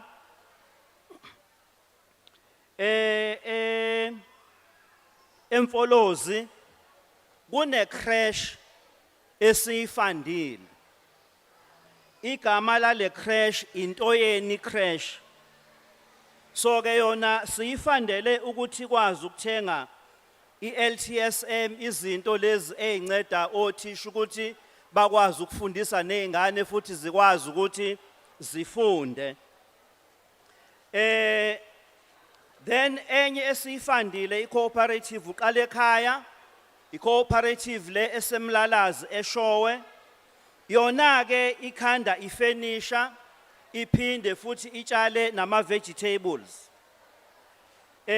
Ngale ke kwama cooperatives eswafandile kuphinde kube khona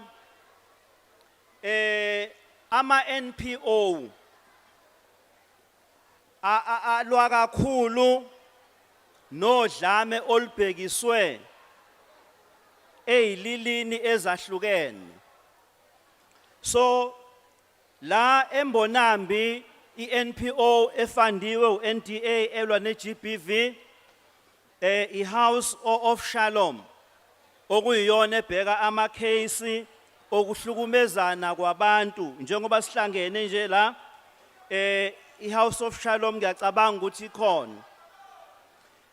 Siphinde sibe nesinqobile esemhlathuze naso futhi esibhekelele indaba zokuhlukunyezwa kwabantu behlukumezana ngoba beyilili ezithize ezahlukahlukene.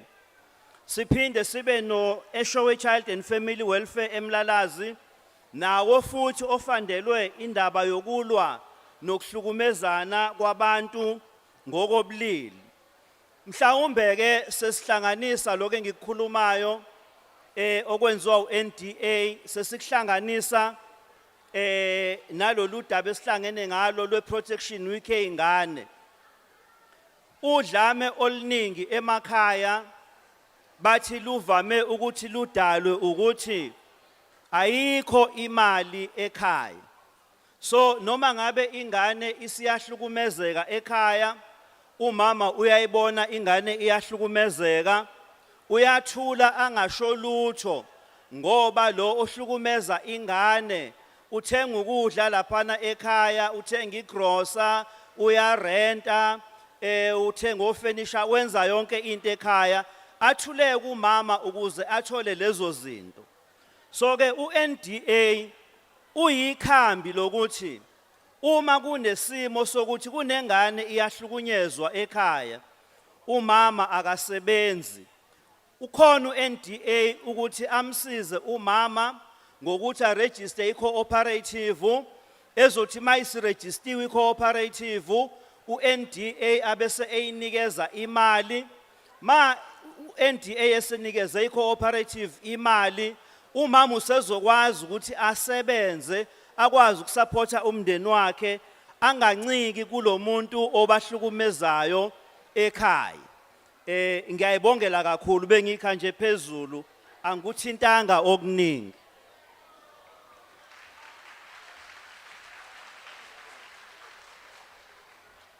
Siyabonga NDA. Mosquito, mosquito.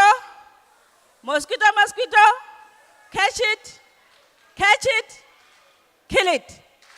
Kill it. Okay. Ngiyabonga. I-program yethu part 1 has come to an end. I will be handing over to the program director who's going to run the next program from now. Thank you very much.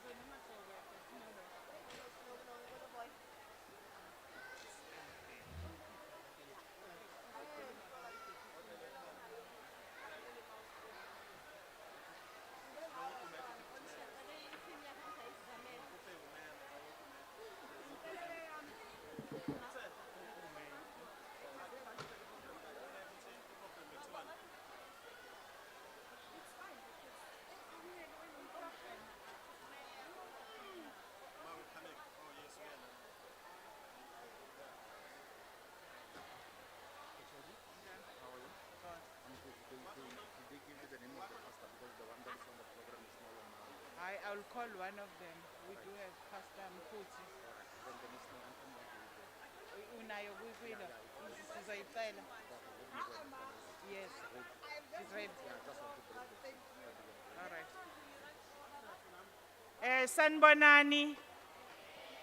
Sanbona. Sesiyaqala uhlelo lwethu.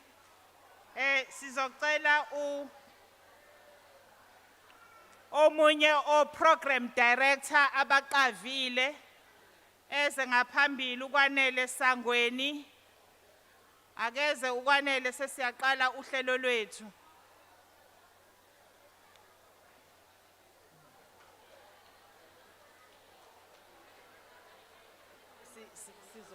Sizohlala mananga njengoba sokwenza national anthem manje. Ngokukhulu kuyithoba sizocela ukuthi sisukume sesiqala uhlelo lwethu sizohuba ihubo lesizwe. Siyacela ukuthi sisukume uma ngabe kuhutshwa ihubo lesizwe bantu abami kuyathulwa akukhulunywa. Sisacela abahamba nabantwana basilekelele.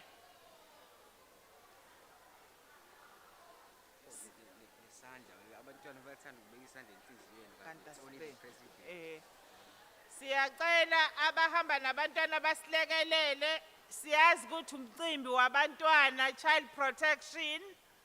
Kodwa siyacela ukuthi abantwana balalele. Singaze sithi akubhalwe abakhulumayo.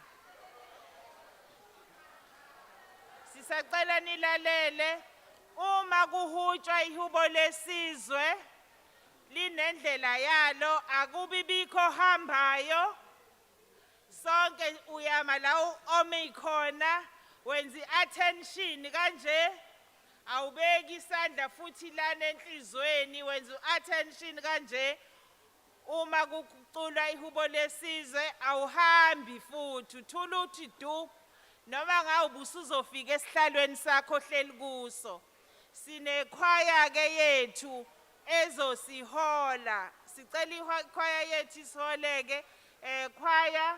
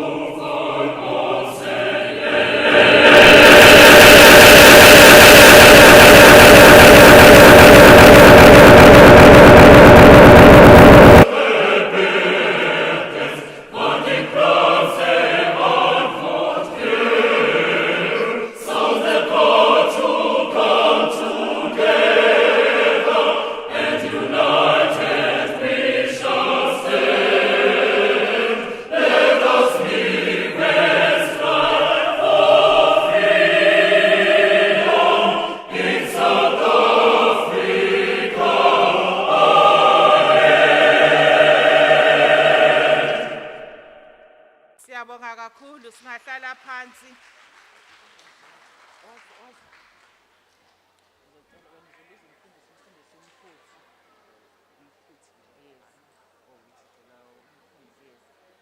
Siyabonga kakhulu ngqongqoshe womnyango ezokuthuthukisa komphakathi kuzwelonke umama uLindiwe Zulu, Deputy Minister, waka social development, Mebo Hopane Zulu, MEC for social development, MEC Koza in the province, the mayor for Umfolozi municipality, Mayor Bengu, distinguished guests, good afternoon. We are starting our program. Siyaqala uhlelo lwethu. Ngiyafisa ukwethula umnumzane uKwanele Sangweni, who is my co-program director. May I hand over to you, Kwanele.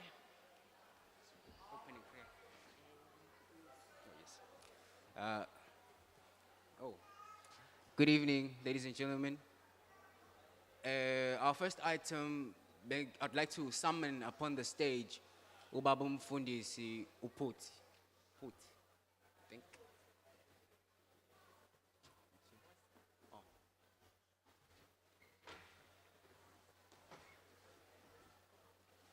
Askebe samakhandla sithandaze. Baba wethu omuhle uyise wenkosi yethu Jesu Kristu. Izwi lakho siyalibonga, izwi lakho siyalonda nasenhlizweni zethu. Sisaqala umcimbi wethu namhlanje nobuholi oqhamuka national, provincial and local. We invite you, Heavenly Father, to say be the guide every step of the way, so that this which we are here for today, my God, you are able to make it a memorable day, marking change in the lives of our children, oh God. Father God, we say protection is not negotiable when it comes to the well-being of our children. We ask you, Almighty God, to protect our children at all levels, wherever they are, because izwi lakho liyasho lithi mase sicele kuwe noma ngabe yini ngokukholwa wena uyakusenzela lokho esikucelayo. We thank you and we give you praise in the name of the Father and the Son and of the Holy Spirit. Jwalo lika mihla lika hosa failing ibandla lonke beselithi.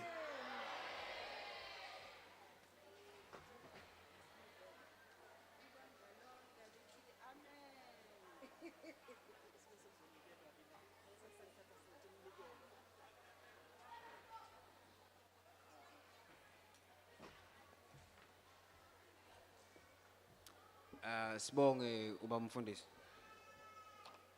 Ladies and gentlemen, I'd like for us to be reminded that silana njengenxa yabantwana, Child Protection Week, the closure of the Child Protection Week. But our leaders usually emphasize ukuthi it shouldn't just be a Child Protection Week, but it should be Child Protection 365 days of the year. So ladies and gentlemen, without further ado, I'd like to humbly summon upon the stage the honorable member, Ubabu Councillor XM Bengu, to enlighten us with our welcoming remarks.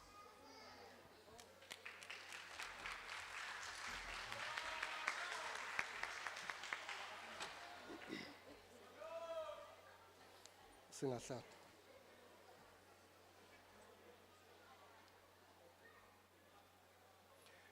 Angibonge mphathi wohlelo. Abaphathi bohlelo ngokubambisana. Ngokukhulu kuyithoba angikhuleke ebukhosini bakwaMbuyazi. Ngikhuleke esihlalweni sobukhosi. Ngibingelele induna zenkosi abomkhandlu. uMinister no Deputy Minister bakwa Social Development. uMEC umama uKhoza la KwaZulu-Natal. Ubaba uDeputy Mayor uPhakathwayo waseMfolozi. Amakhansela onke omkhandlu waseMfolozi kanye nasuka kuKhengcetshwayo idistrict kanye nasuka kuya yonke imkhandlu asivakashele lapha eMfolozi. Ama departments ngokuhlukana kwawo ikakhulukazi social development esibonga kakhulu ukuthi umcimbi obaluleke kangaka bakhethe ukuba bezowenza la eMfolozi. Ngiyafisa futhi ukubingelela uzakwethu kanye necouncil yakhe uJunior Mayor necouncil yakhe yonke ekhona la. Ngibingelele abantwana osingabo kanye nabazali bonke abakhona. Usuku lwanamhlanje luyingqophamlando luyasikhumbuza ukuthi umntwana uyisipho esivela kuNkulunkulu komdali. Uma eyisipho kusho ukuthi kumele siqinisekise ukuthi isipho esisiphiwe uNkulunkulu sesiphatha kahle. Ziningi ke izinto esibonayo ezenzakalayo ezishoyo ukuthi mhlambe sesikhohliwe ukuthi abantwana bayizipho singabazali. Ikakhulukazi ngqongqoshe ukugcizelela nje kokuqala ukuthi akusho ukuthi abantwana kufanele sibavikele isonto elilodwa kodwa sithi fanele bavikeleke 365 days. Okusho ukuthi yonke impilo yethu umntwana kumele simvikele simnakekele. Ngiyafisa ke kade sixoxa la nomhlonishwa uMamkhoza ukuthi nathi phakathwayo deputy mayor waseMfolozi sineqhaza okufanele silibambe njengobaba nabazali babantwana. Ngoba uma kwenzakalile umntwana wentombazane wakhulelwa ubaba uxabana nomama athi ubukuphi umntwana azakhulelwe ukhona. Umbuzo uthi ke thina singobaba kunini lasibiza khona laba bangabakhulelisa ababafana. Ithi lento sonke njengoba sila kudinga ukuba singathi umsebenzi womnyango noma kahulumeni kepha umsebenzi wethu sonke ukukhanda umntwana ukuze abe nekusasa eliqhakazile. Kubantwana ngifisa ukudlulisa umyalezo owodwa othi sithi singabazali kufundwa ngamaphutha. Uma selenzekile iphutha lokuqala sithi ke vuka uyibuthe uqhubeke nemfundo yakho ngoba isikhiye sempilo simfundo. Kukhona ke okunye okuvelile ngqongqoshe uZulu nathi esiwumfolozi ngokubambisana nama departments onke esizoqhubeka nokufuna indlela zokuthola isixazululo. Kuliqiniso ukuthi idepartment yakwa DSD kuhlangene noSASSA okunye okuyingxenye yomsebenzi ukuthi kufanele bahambele emakhaya beyo verify ezinye izinto ezithize emndenini. Kepha lokhu hijackwa kwemoto kwenza ukuthi bangakwazi ukwenza umsebenzi okahle. Ngakho ke nathi siwumasipala waseMfolozi ngokubambisana nabezokuphepha nishiya nenselelo yokuthi kumele sihlale phansi sibheke iqhaza esikalibamba ukuze silekelele nina ezidepartment. Sifisa ukubonga kakhulu ithuba elifana naleli nokuningi enikwenzayo nikwenzela abantu bakithi. Kepha ngiyafisa ukufaka isicelo ngqongqoshe ikakhulukazi kune department okuyiyona ebaluleke kakhulu laphana ke eMfolozi ngokuzama ukunakekela abantu sisondezele abantu insiza sathatha uhlelo lokuba senze sakhe isakhe okuthiwa i2 Song Center. i-Two-Song Center le inawo onke ama departments. Kodwa kune department ebalekile nayo oku department yakwa Home Affairs. Siyafisa ke ukuthi ningenelele ekutheni kulekeleleke ukuthi insiza zakwa Home Affairs since kwaba nohlelo olusha lama ID book kuqala kuselolo hlobo oludala kwakuba nama mobile truck ayisiza ukuthi emakhaya ama ID abantu bewacoshe ezikoleni ngalama mobile truck since kunalolu hlelo ke olusha kubonakala lwama lolo hlelo. So njengathi emfolozi njengoba sine Two-Song Center siyafisa ukuthi i-department yakwa Home Affairs nisilekelele kakhulu ngoba siyabona ukuthi kunesidingo sokuthi nayo ibe nendawo lapha ne-Two-Song Center sinayo indawo kodwa insiza nayo i-department kuba isondele emfolozi ukuze abantu bathole ukusizakala. Siyaqonda ngqongqosho ukuthi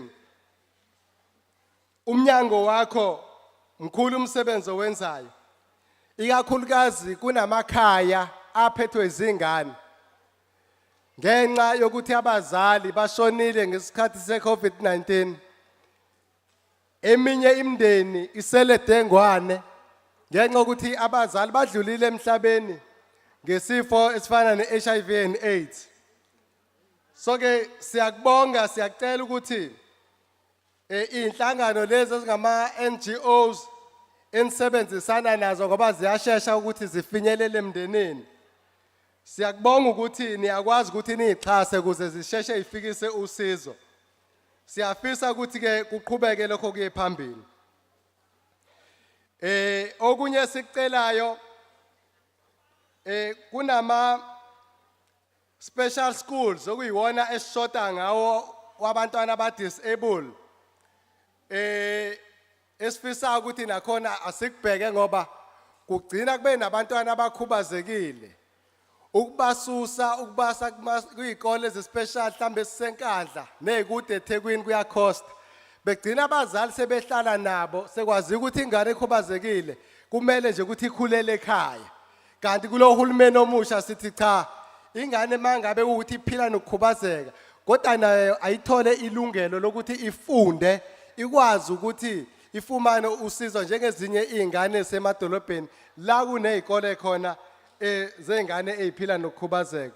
Okunye esicelayo lokho ukuthi nisibhekelele emfolozi. Ngalawo mazwi nje amafishane ngifisa ukusho ukuthi siyanemukela nizohlezene emukelekile lana emfolozi ngoba njengoba nikhona sikhonele ekutheni sisiza abantu. Kuncane singakwenza ezomasipala wasemfolozi. Kodwa sidinga uhulumeni waKwaZulu-Natal, sidinga uhulumeni kaNational, sidinga ama departments ukuthi sibamsane sisebenzisane nawo.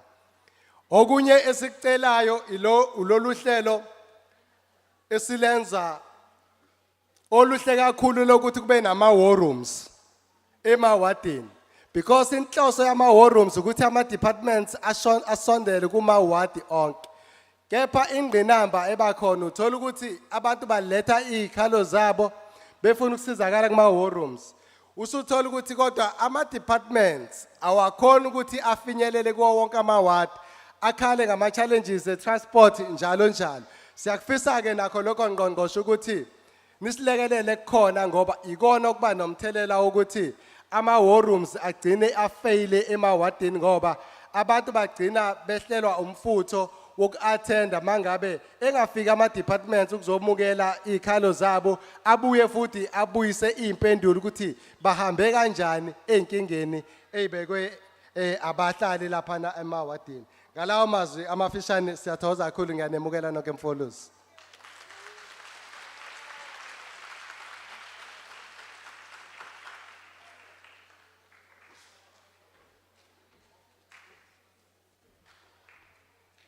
Siyabonga kakhulu kumeya wethu ngicela simphinde futhi ngezandla.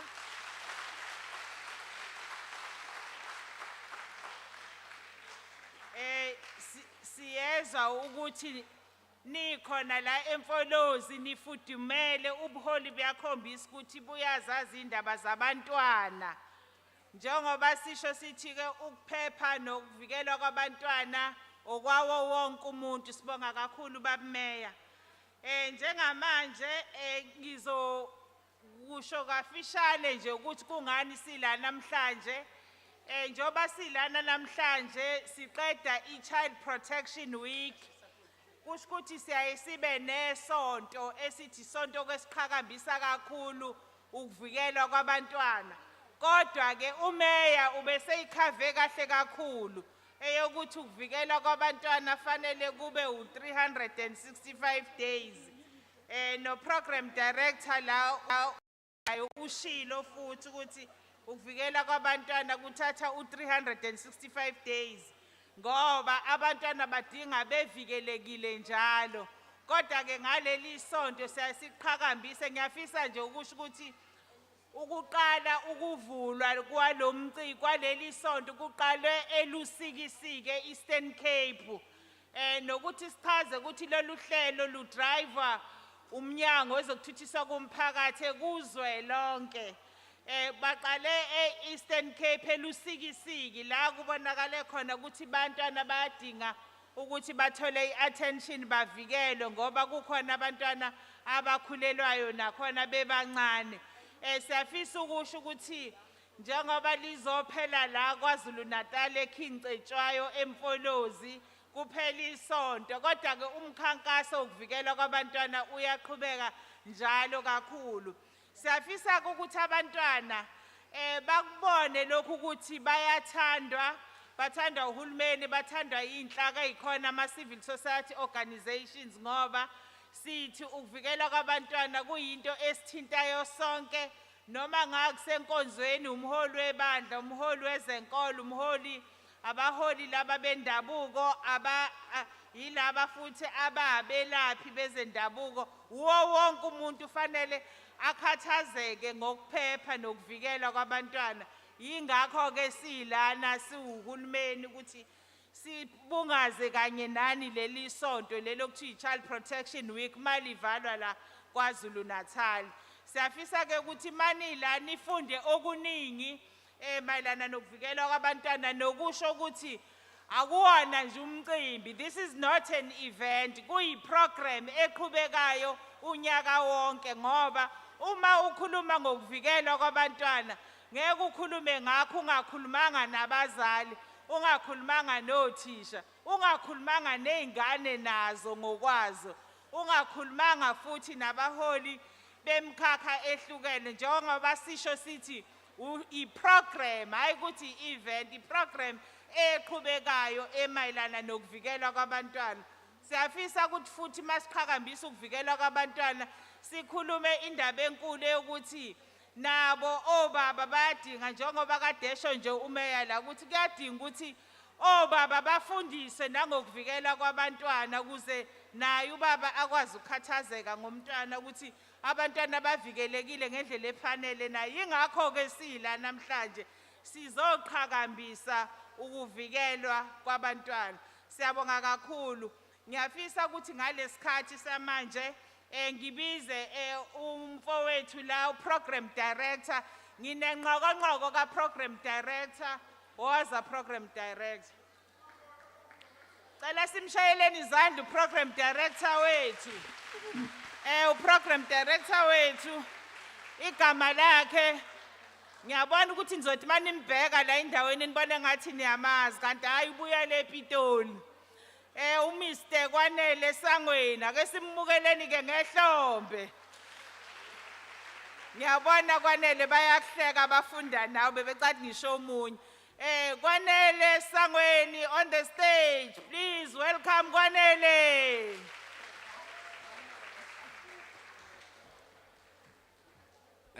Ngibonge my humble colleague.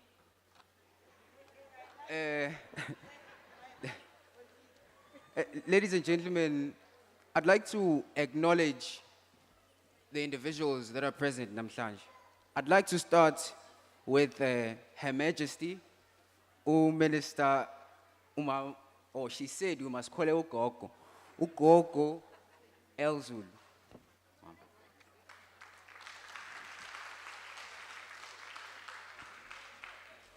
And next, I'd like to acknowledge the Deputy Minister, Mem Makoba Zulu. Mrs. Zulu. I apologize. Make. Is it? I apologize. And next, I'd like to acknowledge the MEC of the provincial DSD front, Mrs. N. Koza.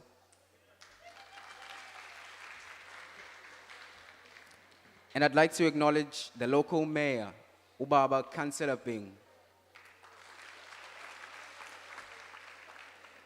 And then next, I'd like to acknowledge the deputy local mayor, Ubaba Councillor Kamete.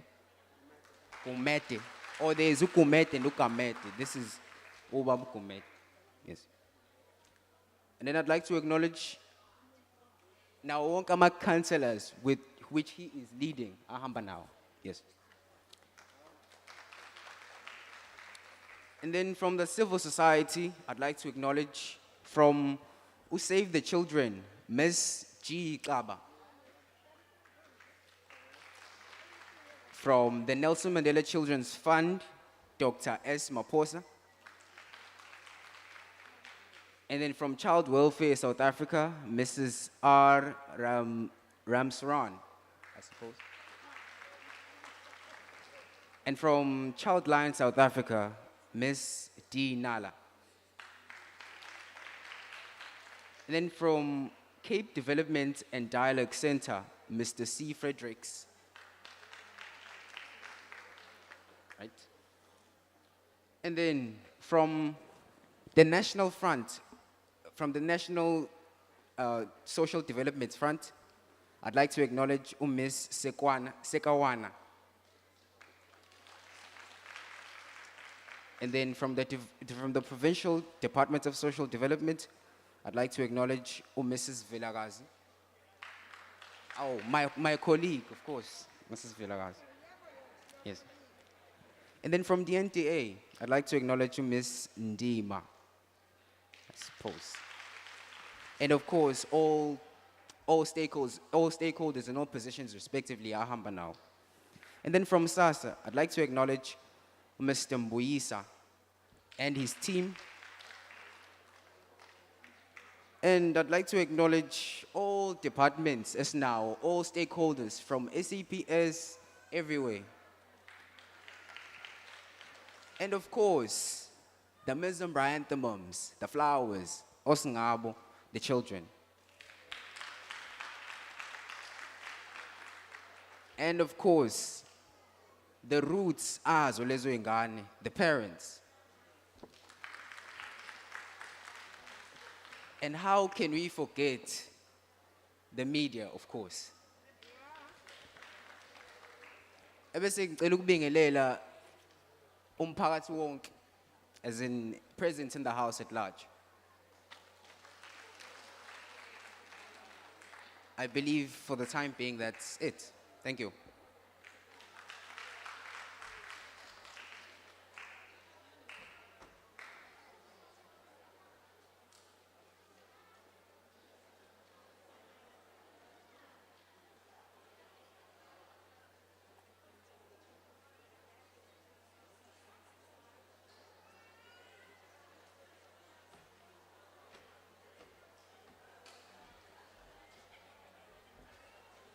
Ngicela sishayele program director uMr Kwanele Sangweni Zandla.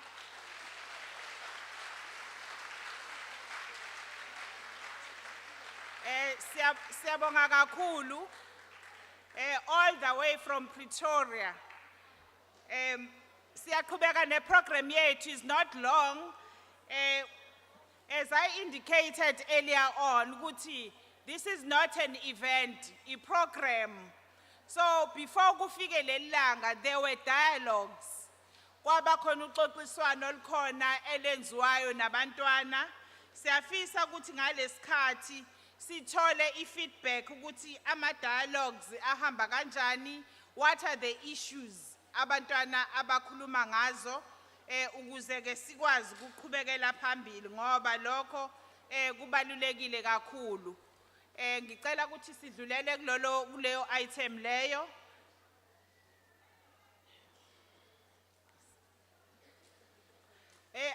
sishaye izandla ke seshayile item yabantwana.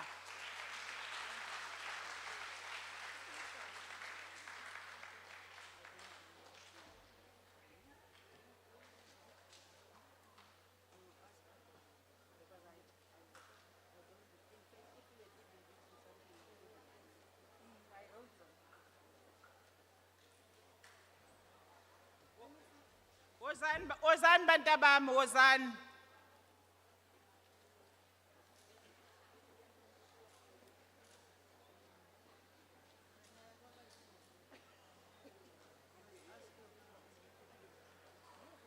Namba bayeza siceleni bashayela izandla ezibephuthuma beza phambili babili khona uAwande Mthiyane kanye nofundiswa Mdamba. Esibashayeleni izandla. Into nje sinothisayo badle ngokuba bahle nje. Asibashayeleni izandla ke.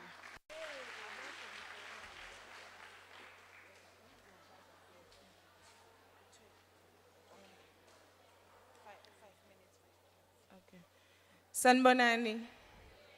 Sanibonani. Ngizobingelela izikhulu ziphambi kwethu osingaye abazali nabantwana abancane. Igama lami ngosinikile wakwaZulu, ngiqhamuka eMenmoti eMthonjaneni High School. Namhlanje sizokhuluma ngegigaba esibhekana nazo si teenage pregnant. Kuyenzeka ukuthi kwesinye isikhathi ube umuntu omncane ukhulelwe ngoba nisuke nidudana nabangani benu. Kwesinye isikhathi kuyadepend ukuthi usuka emndenini onjani. Kuyenzeka ukuthi omunye akanabo abazali ebese engazi ukuthi uzophila ngani, egcineni ebesenza izinto ezibhedayo ngoba ethi uzama ukuziphilisa. Kuyenzeka futhi omunye umntwana uthola ukuthi uqeqesho ekhaya alukho noma uyahlukumezeka ekhaya, egcineni bese thola abangani abazomtshela into ebhedayo ebese behlangana ngento ebhedayo, egcineni bese benza into ebhedayo begcina eseyakhulelwa. Ekuthenini usukhulelwe ke izinto esibhekana nazo uma usukhulelwe. 1, kuyenzeka ukuthi umfana lo osuke ekhulisile, yes usuke emdala. Kwesinye isikhathi sikhuleliswa obaba bethu. Kwesinye isikhathi kuyenzeka ukuthi ukhulelwe udlwenguliwe. Kuyenzeka ukuthi ukhulelwe ungazi ukuthi ukhuleliswa ngenxa kophuzo oludakayo. Lokho kubizekela ekuthenini usuke ungamazi ubaba umntwana noma umazi akubalekele. Okwesibili ugcina usune stress.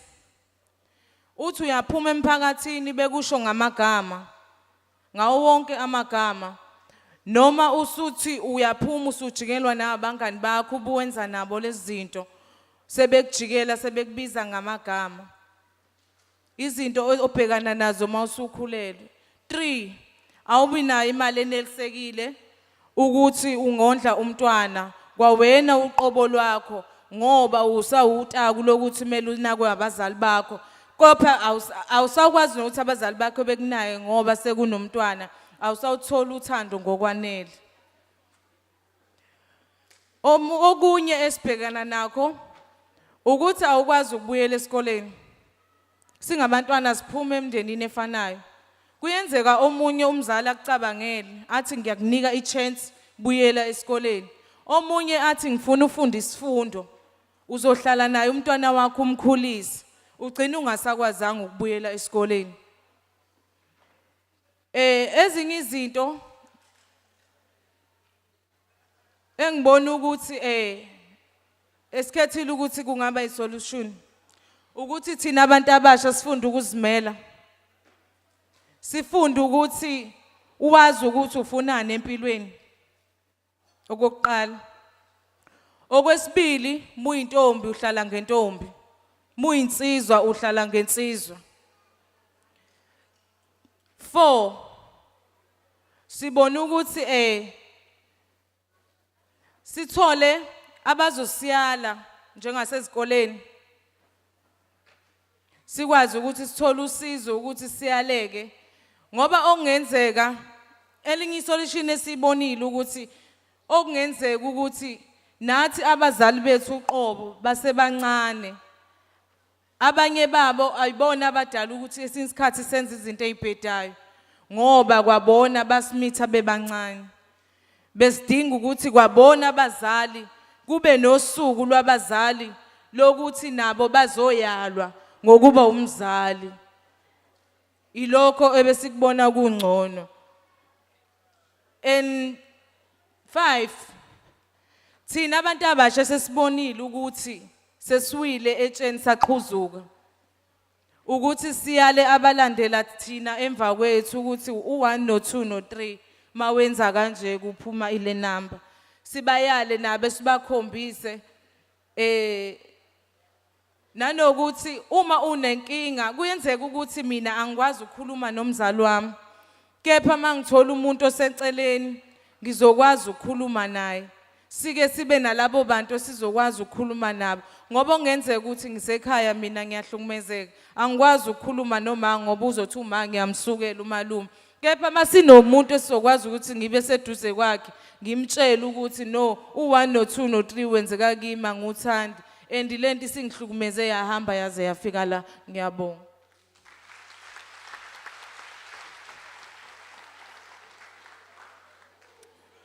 Sanibonani gama ngoba sengantshangaze I'm from Dumezweni Secondary School. I'm here to deliver the speech under the topic say teenage pregnancy. Teenage pregnancy it means ukukhulelwa komntwana osemncane. Izinto esibhekana nazo thina njengoba sisikhulelwa sibancane 1 you can't afford to go to school. Awukhoni ukuya esikoleni because you do not have enough money. Awunayo imali. Usukhuleliwe 1 kumele uthengele umntwana izinto ezanele. Okunye uzohamba uye esikoleni uzoba busy vele esikoleni kubhizi kuyabhala ubhizi ish ingane yami. Uyabuya esikoleni uhleli umama uhlalela ukutshelana nawe enzela ingane ukuthi angithi sisabancane asikazazi into omele senzele abantwana bethu ubhizi uyakufida utshena ukuthi u1 mhlawumbe uzothi ngicelisa ingane awukwazi ukuncelisa ingane incelisa kanjani sizothini ash mama ngcono umthengele ubisi imali yobisi iqhamukapi incane grant awu afford ukuthenga lolo bisi okwesithathu uya drop out esikoleni angithi uyocinga imisebenzi angeke uzuthola umsebenzi uno grade 10 mhlawumbe no grade 11 kuyakuphoqa vele ukuthi uyayeka esikoleni ucinga some piece jobs nawo awezukuhamba thufana nala ufuna ukuya khona usuyekile esikoleni usuyayeka esikoleni uqala phansi mhlawumbe ugcina uphinda futhi sithole enye ingane kwanda ukuhlupheka lapho awukwazi ngithi ukuprovide usamncane ngicathi mina njengami kumele sithole ama professionals azosifundisa about i-pregnancy onokuyivikela ke kwawena ukuthi uthi nje uno ube nendlela nje ukuthi mina ngoba ngimngaka ngiyoze ngithi ingane ngiyoyithola senginangaka ayi ukuthi ngicabanga ukuthi indlela zokuthi singaphindi sithole umntwana umthole ususemshadweni akhona ama prevention eclinic jova if ungakuthandi ukujova ungahamba yokufaka implant awuyithandi implant akhona amalubu usuyivikelile wena lapha ekutheni nithola umntwana ngiyabonga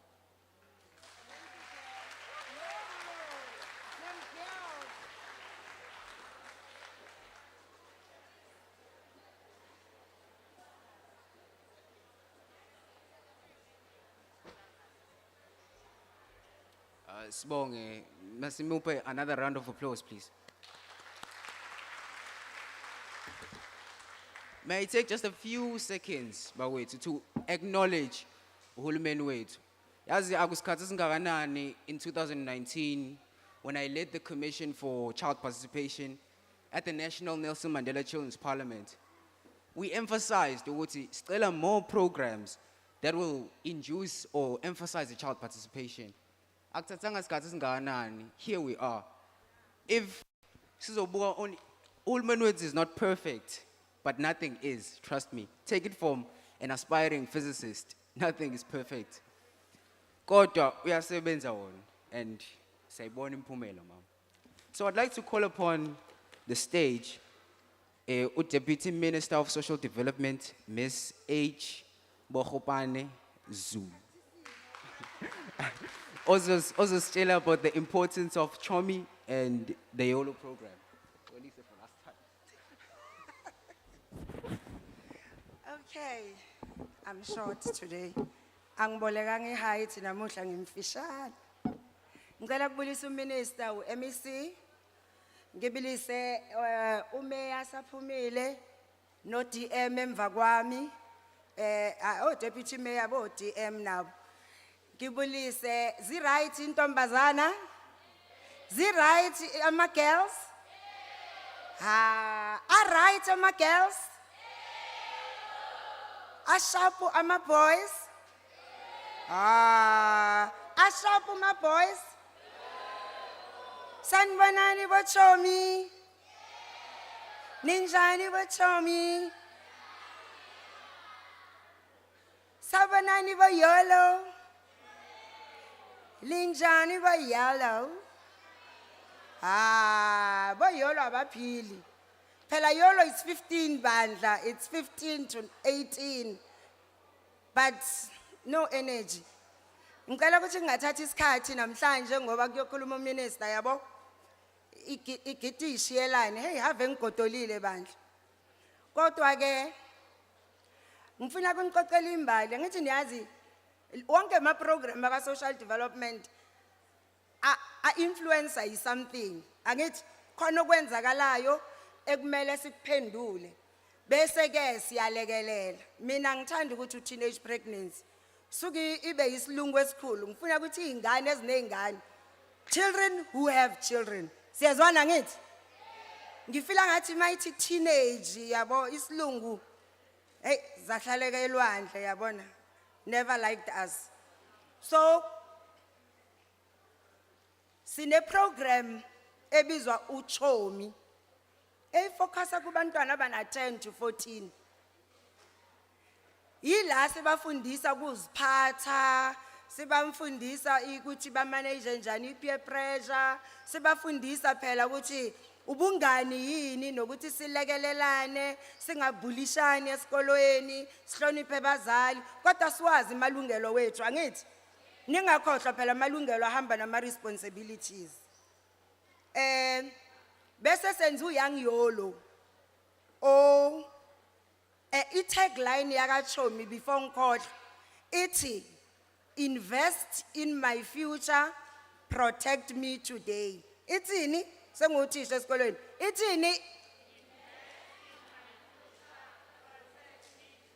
Ayithi protect me next week or protect me next year. Ithi protect me today. And eyilogo sela namhlanje. Uku-investa kwifisha yenu so that sizokwazi ukunivikela namhlanje. Hayi next namhlanje. Uyoung Yolo ke yena wabantwana abana 15 to 18 and i-tagline yaka Yolo leyo ukuthi siyakutransfera from 10 to 14 sikuyise kuYoung Yolo. Bese ke iYoung Yolo yona ithi it's my choice, my life, I choose to behave responsibly. Nizwile ngithi? Awuthi ngizobe nilalela. It's my life, it's my choice, I choose to behave responsibly.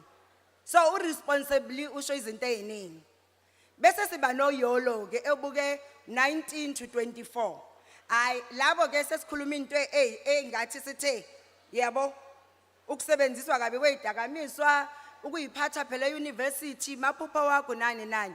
Kodwa ngithi ngigcine phela ngifuna minister azokhuluma no MEC says kubalekile ukuthi ikhona into engithi mangena la holweni ubaba bekayichaza.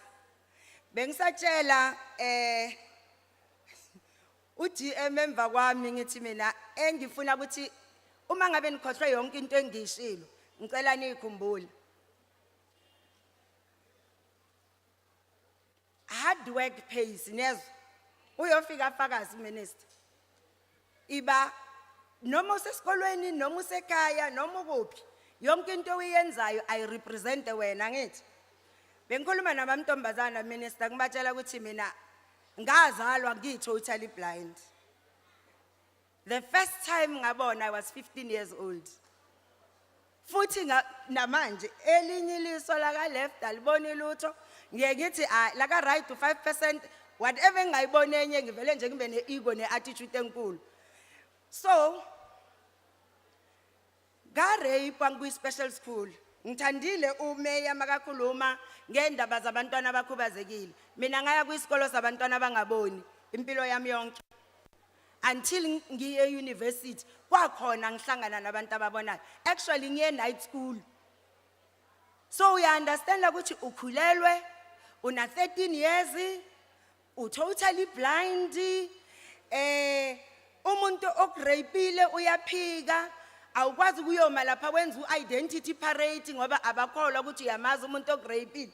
So uma ngabe mina ngikhonile ukuthi ngifike la ngube u-deputy minister ngamehlo angaboni hayi guys hayi ayikho into ekumele inivimbe angithi mase bangixosha esikolweni phela kusengiye ekhaya kwakwasengiqale ngaba nenhlanhla ukuthi ngathola iside basekhaya bangifundisa ukubhala ngoba mina ngifundisa ibraille ngifunde ngebraille and ngaye night school guys ngisa promote uAbed umatric wami ngimenze ngina 15 ngavele nje ngakhulisa ingane ngasibhalisela night school awu ngaphasa ke yimina ke lo yena lo mntwana ongamzala wazalwa ngaboni naye kodwa namuhla une masters ku corporate communication yasebenza ka Coca-Cola. So angifuni nje manje naye uzele umntwana ototally blind yabana thina ekhaya i-hereditary asinankinga yokungaboni. Ngizama ukuthi girls ngicela ningitshele nje nisukume emantombazana ningitshele ukuthi a representani ama 7 Bs ubani owaziyo sukumani ke nisho phela ithini the 7 Bs angizwanga aha angizwanga away books before boys because boys bring babies. So ibalekile leyo tagline for mantombazana ngomama amantombazana amathathu ke mina minister mangikhuluma namantombazana la ngaphandle but oh ishoke ntasi futhi kakhulu Sinbon Kamela Ndlovu. Ama 7 Bs athi books before boys because boys bring babies. Iphinde futhi books before boys because boys bring babies. Aha. Nezwile books before boys because boys bring babies. But to the boys, to the boys, respect girls. Ne? And the boys, leave the girls alone. Angithi, leave the girls alone. Boys, boys, boys, boys, boys, respect women, protect girls, protect women, and say no to gender-based violence. Angithi? So that nizoba present fathers, ilesi yenzayo ku family matters, bese ke siyenza i-community enhancement, rock leadership, ngisayithula kundaba ezitha nezinduna zasekhaya, ngithi asike sazi ukuthi imfundo ngayilwela mina eyami imfundo bekungekho easy. Hayi kodwa hayi ngeke ngapheja. Sizani mina mantombazana. Makaphuma namhlanje mawungagula next week ubose esikolweni. Siyezwana? Before uthola omunye. Ngiyabonga.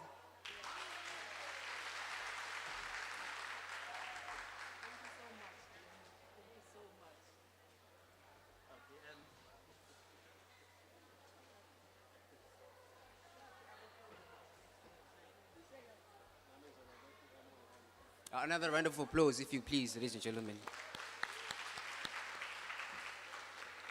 So our next item are the remarks and introduction of the Minister by the MEC of Social Development of our province, KZN, Ms. uMkhanyakude.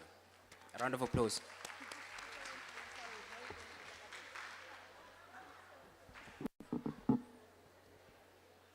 Angibonge kakhulu kwanele. Oh, aninayo into yokususa. Sesogogo thina. Sesogogo. We are afraid of COVID. Ngithanda ukubonga kakhulu ko program director bobabili. Our child ambassador ukwanele. Siyabonga kakhulu. Ngibulisa kumama uNelly, the other program director, uNelly Vilakazi, our HOD, ophinde a lead all the employees ba ma department ahlukene. Ngibonile i-Premier's office is here. Health is here. Education is here. Most departments are here. That is highly appreciated. Ngiyabonga kakhulu ukuthi akhona. Ngibulisa kakhulu ku minister wethu. Umama uLindiwe Zulu.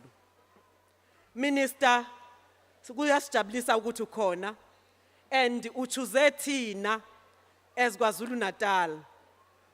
Minister ubengayenza le program ayenze kwenye indawo kodwa uchoose ukuzokuyenza la Kwazulu-Natal. Ngicela izandla for minister.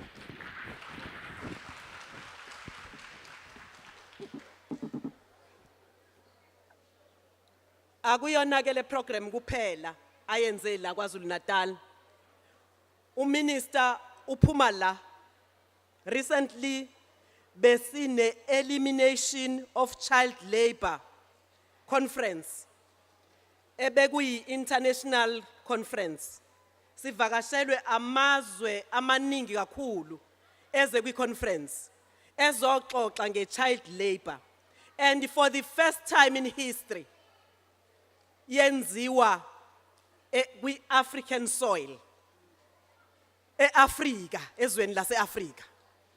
So ke ukuthi thina sibe livulandlela eZKwaZulu-Natal, uMinister khethe ukuthi le program izakithi. Siyabonga kakhulu minister. Kuyakhombisa ukuthi uMinister owasekhaya KwaZulu-Natal. Intombi yalayo nje kufushane Olundi. Sibingelela kakhulu ku Deputy Minister wethu. Ngiyamhleba lapha ya ngihleli no minister ngithi hey uDeputy Minister wethu uyasazi story sakhe nabantu abancane. Ungakhuluma uthini kodwa hayi uyasazi story sakhe. Abantu abancane uyakwazi futhi ukuthi how to handle them. Deputy Minister wethu kodwa ngiyathanda ukubingelela kakhulu kumeya wethu, umeya weMfolozi ubaba uBhengu. Ngibingelela ku Deputy Mayor wethu ubaba uGamede. ngibingelela kuma councillors wonke akhona kodwa ngizoqinisa ukubingelela ku Chief Whip uKhansela Makhunga ngiphinde ngibingelele kakhulu ku Impact Chair uKhansela SZ Mthethwa wakhona lapha eMfolozi kuma councillor wonke ngiyabingelela ngiyathobeka kakhulu kumnandi ukusebenza emkhandlwini bekhona besibambisile ngibingelela kumeya ku Mr Khanyile o leader I special programs ngoba this is one of the special programs esinayo ungu special programs minister manager lapha ya kodwa ke lokho uvulelwe uMM okhona kanti kukhona no COO uMr Mfusi no Mr Gamede kuno Gumede Gamede uMM ngiyathanda kakhulu ukubingelela ku national abasebenzi ba national belidwa uDDG uSekawana ngibiza kahle yo Sikawana oh ngiyazama ukubumsuthu kancane izolunga lento kakhulu kumama uyolisa ndima olida uNDA kumanje abantu bakaZulu-Natal abafani nangaphambili abantu bakwaZulu-Natal iyouth yakwaZulu-Natal isiyakwazi ukugcwalisa ngisho izicelo zokuthi mawune cooperative wenze njani through uNDA ngibulisa kakhulu kusasa bakhona abantwana abasathola isondlo kusasa ngicela ukubona izandla nje abasathola isondlo nje kusasa angibona izandla nonke grant phela namhlanje no minister we grant angithi nino minister we grant wale grant nje umama uZulu no deputy minister uZulu ilaba basiphathele le grant nje abaphinde bathi asifakelwe futhi ukhatha niyayibona le ndaba asitheni halala minister halala hey uyasondla uminister wethu angithi siyamthanda siyakuthanda minister siyakuthanda yebo ngibingelela ke esizweni senkosi umbuyazi ngibingelela kakhulu nakwizinduna ezikhona izinduna zesizwe ngifisa ukusho umphakathi nabantwana ngibabonile osingayi ngifisa ukusho ukuthi kuyintokozo enkulu ukuthi namhla silapha kulomfolozi kodwa okudabukisayo ukuthi why kuchuzwe thina istory esingesihleke nokho sichuzwe lapha kwi district yaseKingcetshwayo ngoba sinama cases amaningana rape sinama cases amaningana teenage pregnancy sinezigameko eziningana ze gender based violence uyabona ukuthi asidumanga kahle sidume kabi masinjalo kuzofanele ukuthi ke sibambisane ukuthi siziqede lezimo eziphambi kwethu kodwa namhlanje sijabulile ukuthi uminister uzothi kuthina namhlanje awukho umgqomo wokulahla umuntu uthi noma sezenzekile izinto ezibhlungu minister siumnyango waka social development sinikezwe leyo task ye protection and prevention so ke ngoba awukho umgqomo wokulahla umuntu sithi siumnyango onikeza a second chance in life kumntwana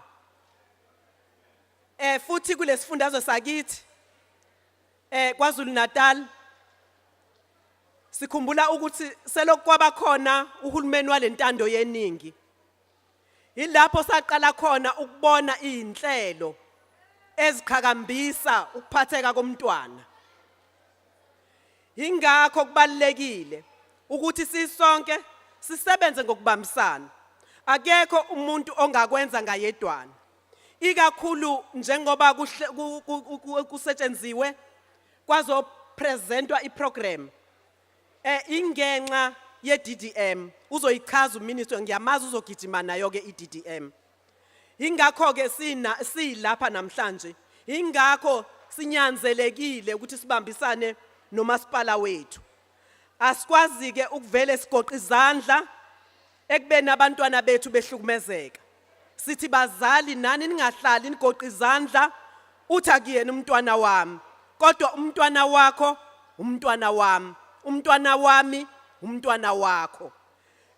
And zizoncipha ke izigameko zokuhlukumezeka kwabantwana. Abantwana abaningi ke minister bazithola bekulesimo bengasicelanga. Abanye was through rape njengoba besho. Abanye was through ukuthi befuna izinto ezimaterial. Umuntu efuna nje airtime. Nge-airtime you cannot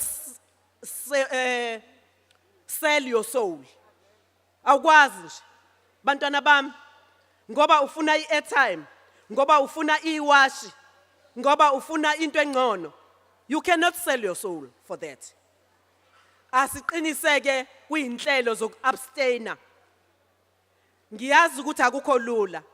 Kodwa you are not ready ukuthi nibe ngomama. You are not ready ukuthi nibe ngobaba at this tender age. Njengoba ningekho ready masi abstain sihlale kude. Ngiyayithanda islogan senu no DM esithi books before boys. Kuzobaluleka ke ukuthi futhi singathuli. Uma kukhona okwenzekile kumakhelwane wakho, uma kukhona okwenzekile kumntwana ongangawo, kulula ukuthi ashele wena. Singathuli. Lapha esikoleni masithathe othisha bethu njengabazali. Sibatshele kube khona uthisha engimtshelayo. Even ngihlukunyezwe uthisha omkhulu, makube khona umuntu engizomtshela. Siyabonga kakhulu ama programs amahle enziwa uDSD national. Kanti no DSD kwi province uyasebenza minister. Ngiyafuna ukusho ukuthi sinawo ama parenting programs. Abazali abancane usuqhuzukile wawa sithi awukho umgqomo kulahla wena. Kulomnyango senza zonke izinto uhulumeni wethu African National Congress asitshele ukuthi masizenze. Ikakhulu ukusondela kakhulu kubantwana. Ngiyafisa ke ukusho ukuthi sinazo inhlelo zokuthi omama ngoba phela ezinye izinto ezonakalayo zonakala ngoba umama uthe efika ekhaya abekhumula izicathula ethatha icomputer yakhe ehlala phansi. Ubaba afike I don't know ke yena minister wenzani kodwa ufunda iphepha uyahlala abekhona. Abaningi bahlala nje bafunda iphepha labo. Akukho umuntu onake umntwana. So ke abanye abantwana bakulento ngoba benganakekelanga ekhaya. So ke the fatherhood, the parenting programs kube khona i-boys assembly esithi lapho abantwana make bazikhulumele nathi. So ke siyabonga ukuthi kulama programs siyawabona bayazazi bayazicula izinto zabo. Ngiyafisa ke sisonke ukuthi silapha sibambisane nokulwa lezigameko. Ngizoba mfushane ngifisa ukwethula uminister wethu. Uminister wethu umama uLindiwe Zulu. Isosha ke leli bayalazi abaku African National Congress. Isosha lethu lomkhonto wesizwe. Isosha lethu elingene lingene kwizaka zokuvikela. Athathwanga wa minister exoshwa nje kude ehlathini. Ungene kwizinhlaka zokuvikela. Enza sure ukuthi uvikela imphakathi yethu. Enza sure passion ngokuvikela akhulise umntwana wentombazana. It is that passion emdrivile wathi mayenikezwa unyango waka small business ayike lapho uvele washayina enza sure ukuthi akafuni ukubona umuntu olala engadlile akafuni ukubona abazali abathi ngigcwalisa kanjani ama documents ukuze ngikwazi ukuthola usizo uhlobo lika minister isinalo namhlanje uhamba yedwa uyambona nje ula kusasa umbona use Eastern Cape kusasa use Northwest uhlobo lwa minister esinalo upassionate our minister for social development nationally umama uLindiwe Zulu. Over to you, Minister.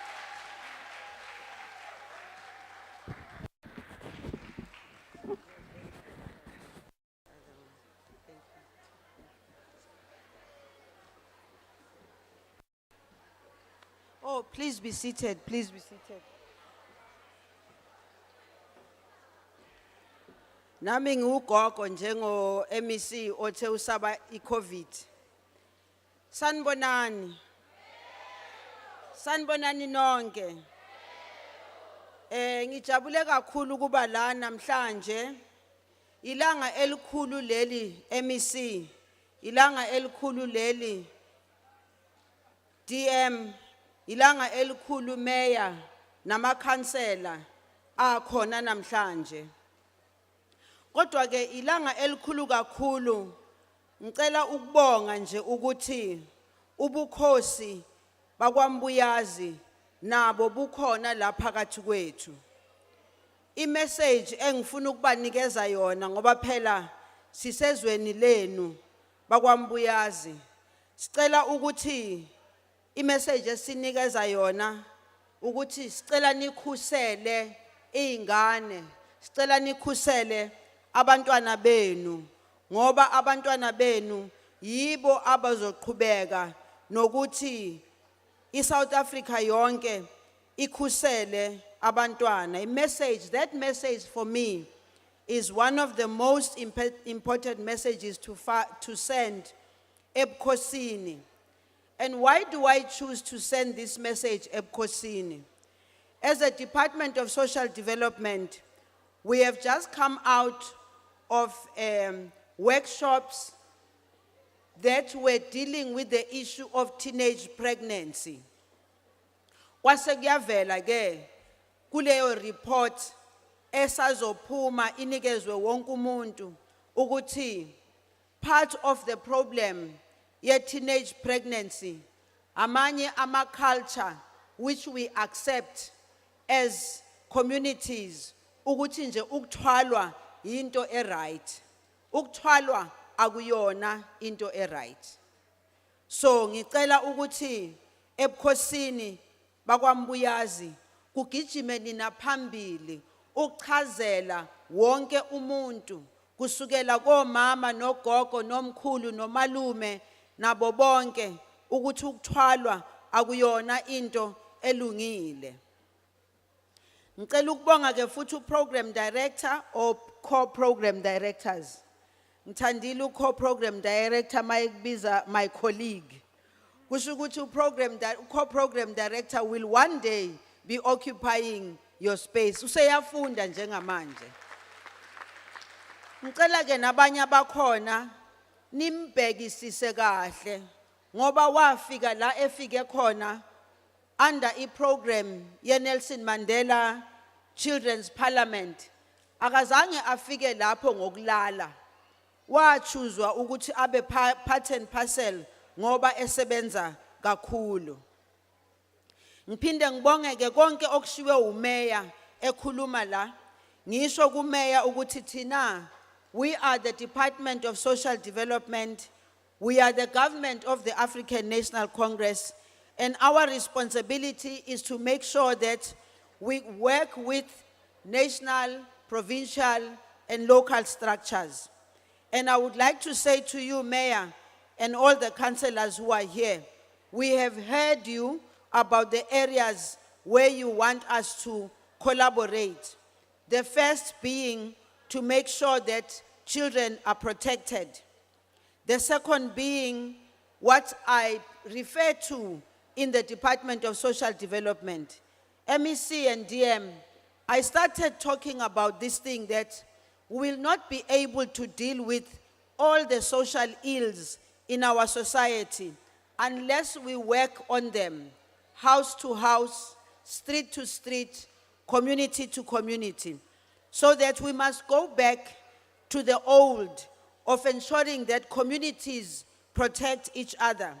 Going back of ensuring that the neighbor knows what is happening next door, in as far as, in particular, the well-being of the next door neighbors. Because sometimes when the neighbors hear screams, they keep quiet.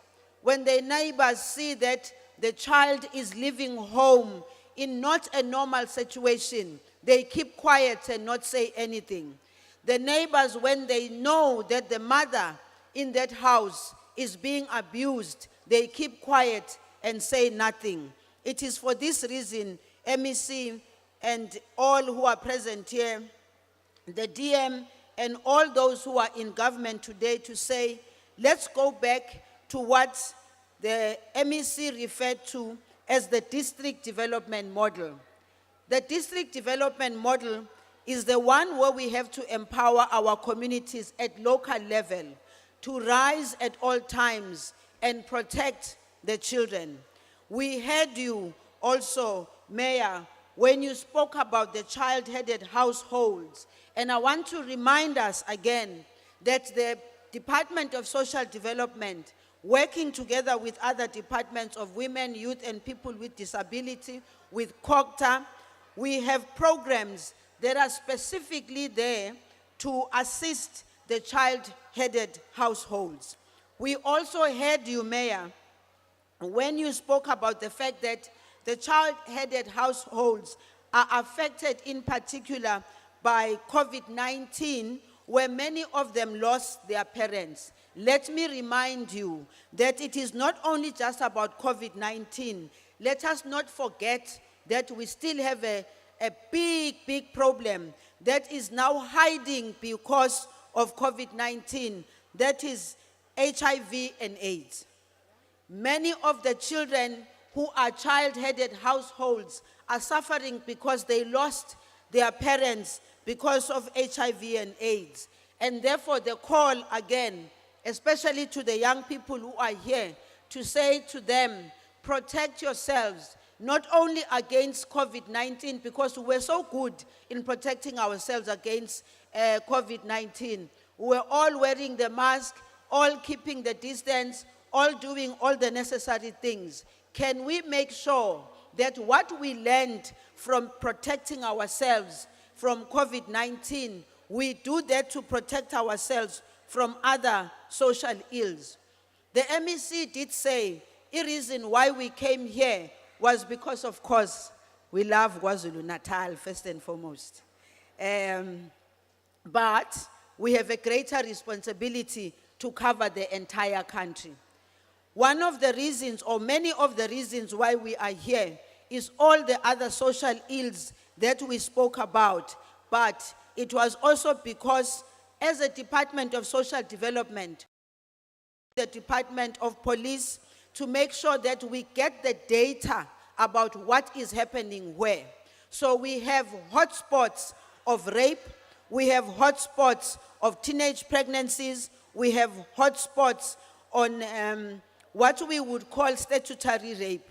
Ngifuna ukuyichaza le ndaba ye statutory rape, because ayikho into ebuhlungu njengokuthi you hear people busy having stupid arguments about the fact that, oh, did the 15-year-old or the 10-year-old, do we have to go and report or not report? Ni family enjani? Nazi kahle ukuthi there is a child who is 10 years old in your home who got pregnant. What kind of a family are you who would sit and think it is fine for a 10-year-old to have a baby? And when I asked the question, both myself and the DM, we asked the question, what happens when that child has to go to hospital to give birth to a child? What happens when a child gives birth to a child? What happens at the hospital where they are supposed to be telling us, where a Department of Health would be able to give us the data, where is a 10-year-old giving birth to a 10-year-old? What kind of families and communities are we when we think it is normal to see a 10-year-old walking down the street, going to the clinic, or niyamfihla, niyamkhavara ukuthi angabonakali? Siyabantu abanjani abafihla u-10-year-old who is pregnant? Let me also say, it is not a 10-year-old that makes another 10-year-old pregnant. There is no 10-year-old or 12-year-old who will make a 10-year-old pregnant. It is adults. It is people who are conscious of what they are doing. It is people who do that, and when they finish doing that, they even abandon the 10-year-old or the 12-year-old or the 13-year-old that they have made pregnant. It is an absolute shame, a big shame, which in my view, men who are in this hall today, you must ask yourself as a man, would you want to see your daughter pregnant at 10? You should ask yourself the question, would you want your sister at the age of 10, 11, 12 to be pregnant? If you don't want to see that, what are you doing about it? Or are you telling yourself, it's not in your family, it's next door? Let me tell you, men who are in this hall, if you think it is next door, somewhere else, I can guarantee you it will come into your own home. So it is important for us, and esimzwile umeya ekhuluma ngokuthi ama war room afanele ngabe ayasebenza, but mina ngifuna ukuthi ama war rooms are made to help the war outside. The department knows. I always fight with them. Ngithi, don't come here and tell me about a war room. It is a situation room. The war is outside. Go face the war outside.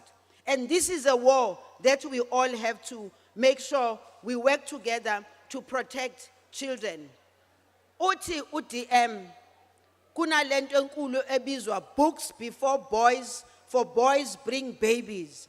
Ngithi ku MEC, the unfortunate thing about it is that we can say boys bring babies and start singing the song. Here is fact. The person who brings that child into this world, it is the child, the teenager, the woman who have to carry the child for a good 9 months. So, while we talk about books before boys, for boys bring babies, let us highlight the fact that the one that has the pain when the child comes, it's that woman. The day that comes when the child has to be born, many of those children are born, uma wakhe akekho, ugogo akekho, umuntu omkhulelisile akekho. Masowulaphaya ewodini, usuwedwa ewodini. Uma usulapha ewodini, it is the nurses that tell you, sometimes bakushawute nokukushawuta, abonesi. And let me tell you a practical example. UDM spoke here about her own personal pain. Now, if you cannot understand a whole DM standing here and declaring what happened to her, when was that DM? How many years ago? 32 years ago. Now, why is it that what happened to the DM for her to be raped, it's still happening 32 years down the line? In fact, in my view, it's probably worse than what it was before, but of course, the advantage we have now, we have a government that cares, and therefore people are able to go and report. But having reported, what happens about it? And let me tell you, I had a session this morning, nabanye, nabo abazithole kuleyo situation of being pregnant and teenagers. I told them my own personal experience. Where the DM told her own personal experience, I told them of my own personal experience. Eyoguti, your grandparents are busy working, falling and standing up for you to go to school, and you decide to be pregnant. That happened to me only when I was at 15. And I was telling them, ukuthi yes, sekwenzakele kini. Nami at some point of my life, I needed to make a decision. Do I continue in this road, or do I listen to my grandparents who are doing everything to make sure that I go to school? I learned a bitter lesson, because 15, you are pregnant, 16, you have a child. 18, you are pregnant, 18, you have a child. And so I was telling them that we will not judge them for what has happened to them. What we will do is to support them. And I was telling them that at the point of my life, la mina ngathi khona ukuthi hayi cha, this is enough. I was able to stand up, and that is why I can proudly stand up and tell them that I was there where you were, but look at where I am today.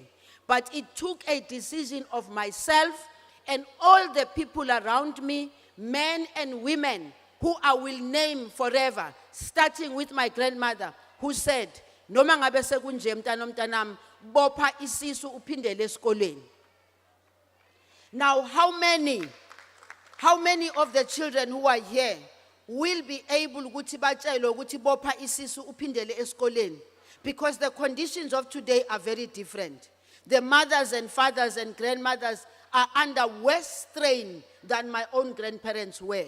So, message esinikeza yona ukuthi please don't treat them badly.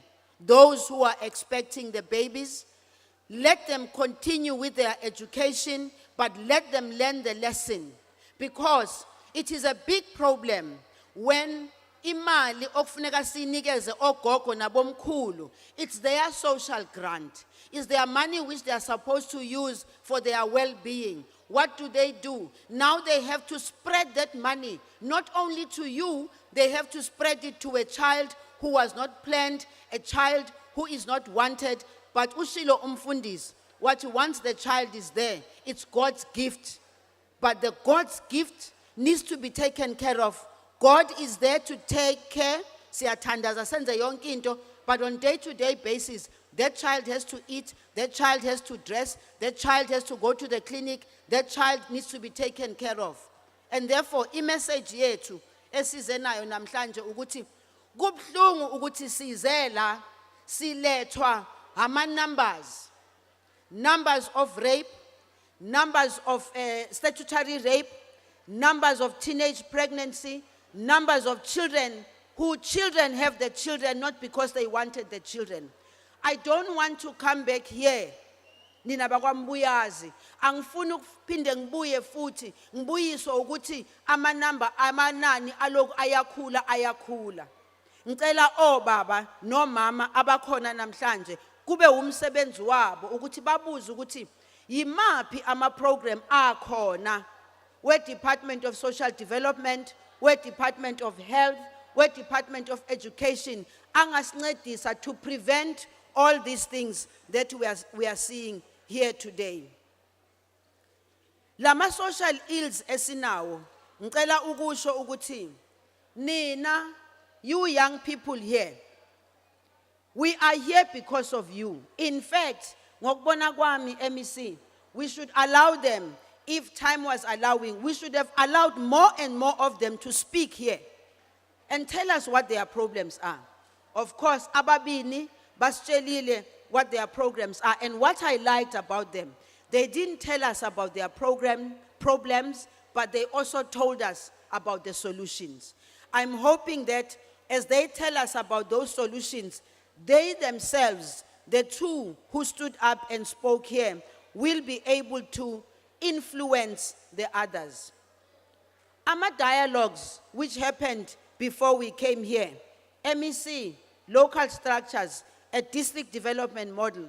Can you please take that report, your DSD, and use that DSD report to show what the numbers are, what the figures are, what are the concerns, not only of yourselves, because sometimes adults prefer to think about themselves, talk about themselves, and they forget that it's about the children. adults who are here today, you must allow the children to speak. Unfortunately, Tina emakhaya, we don't speak to the children. In fact, sazukubathethisa nje kuphela. Sazukubagijimisa nje kuphela. Sazukukhuluma ngathi kubo instead of ukuthi nabo sibavumele ke sibabuze nje ukuthi ufila kanjani wena ngami. I was making Charlene this morning listen to my grandson's message. He was bitterly complaining, telling me that when I go, all you do is ask me, you come in and you say, hello, Ketoki, how are you? How was school? How was this?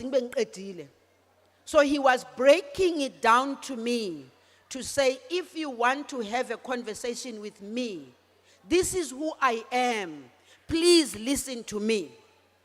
Now, that is a practical thing that nami I am learning, because mina ngakhulwa ngishaywa ke mina bekungekho nento yokuthi nje ngasukuma ke ngithi gogo, this is how I feel. I didn't have that. So ngicela ukuthi as I sit down, I want to request that we ensure children are always protected. We have taken a decision that Child Protection Week must be 365 days campaign. Ngiya eda ke namhlanje DM ngaqala ngo 365 ngithi 24/7. 365 days campaign 24/7. Kusho ukuthi all the parents who are here and the children who are here, you must be conscious of the problems, but you must also report where you see other problems that are faced by other children. It is this 365-day approach which would bring to address all forms of abuse, including violence, gender-based violence, and femicide against children, as directed to children, as directed to us by Pillar 2 and 4 of the National Strategic Plan on GBF and Children. In this context, the launch and closing period is only to commemorate the campaign. It is not stopping all of us to make child protection a daily occurrence. In the build-up to the closing ceremony, we all are aware what the department did. Sengikhulumile ngayo ukuthi they went throughout all provinces. Ngiyathemba MEC ukuthi i-province ye-KZN will take that report and assist imiphakathi yonke as we go along. Imiphakathi yonke to understand the importance of protecting abantwana.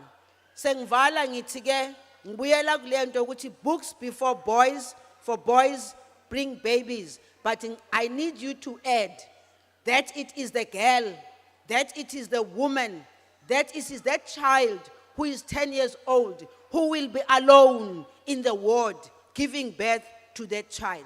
That is where the pain is, and this is what we need to change. Can we make sure that when the world is thinking about children, it doesn't say South Africa is the country that has the highest teenage pregnancies? When the world speaks, it must not say South Africa is the country that has the worst of statutory rape. When the world looks at the figures and all the people who are here today, I'm also happy that we are here with representatives from stakeholders of health, education. We are here with the South African Police Services. We are here with the leadership of the Nelson Mandela Children's Fund, Save the Children, and Child Welfare.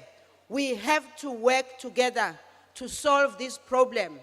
Bo Baba, just think about it.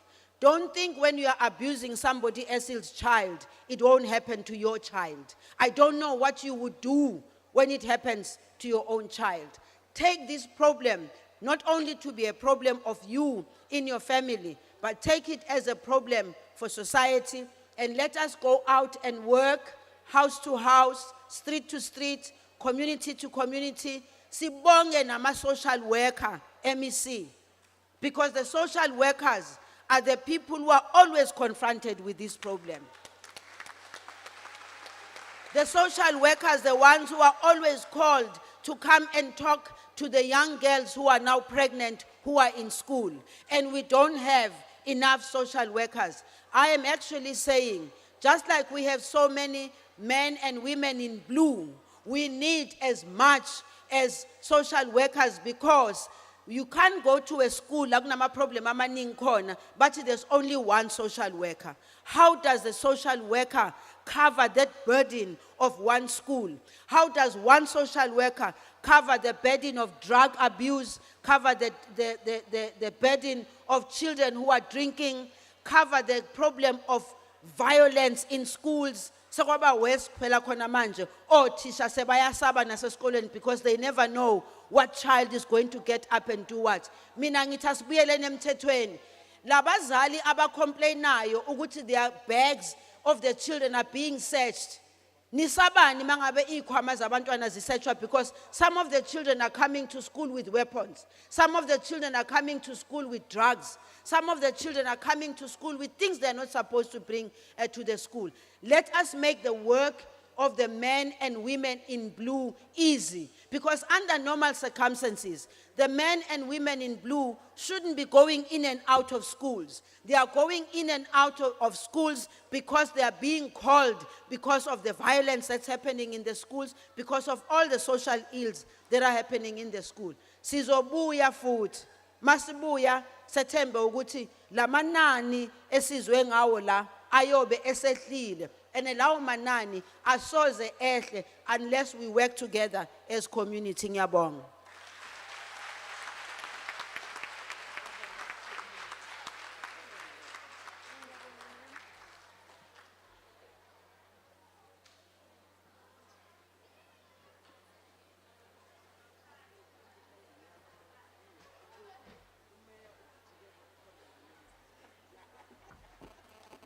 Siyabonga kakhulu.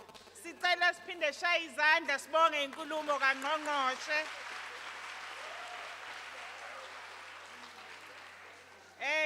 Ngiyafisa ukusho ukuthi umnyango wezokuthuthiswa komphakathi uba busy kakhulu ngoJune, because siyazi ukuthi youth month angithi. Kanti futhi ngomhla ka-26 June wona lo mnyango uzobuqashisa kakhulu ngeidakamizwa khona usuku olukhunjulwa njalo kuthiwa International Day Against Substance Abuse and Illicit Trafficking. Sizobe futhi siugubha lo mkhankaso kakhulu ngoba zona idakamizwa lezi ziyakhathaza kakhulu. Sesiya ngasemaphethelweni uprogram director uKwanele khona akuncane afuna ukukwenza masinyane sondela Kwanele. Uthi ufuna ukubonga kakhulu izikhulumi zethu ayi impela ziphathe kahle. Ayukwanele ukahle kakhulu Kwanele. Uyasebenza uKwanele. Niyambona kodwa ake nimshayeleni izandla.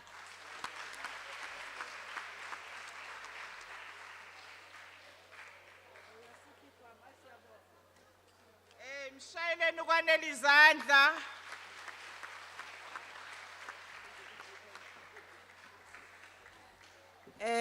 Kulabantwana besikole abakhona, ukhona na ongangitshela why lesikhwama kufuneka ngisinikeze omunye? Nithole nonke izikhwama? Khona bangatholanga izikhwama? Hayi cha, zizobuya izikhwama, kodwa lese sami ngifuna ukusishiya nomunye. Lo engishiya naye kufuneka angitshele ukuthi uzowenzani ngalesikhwama. Futhi nje angifuni ukuthi nginikeze isikhwama umuntu uzothi ngiyafona ngiyabuza kuthiwa hayi wahamba kudala esikoleni loyo. Nasi isandla ngiyasibona. Wozochaza ngibona ukuthi why must I give you the bag? Woza ntombazana. Woza.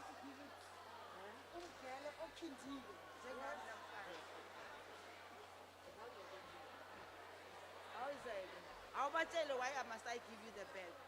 Hello,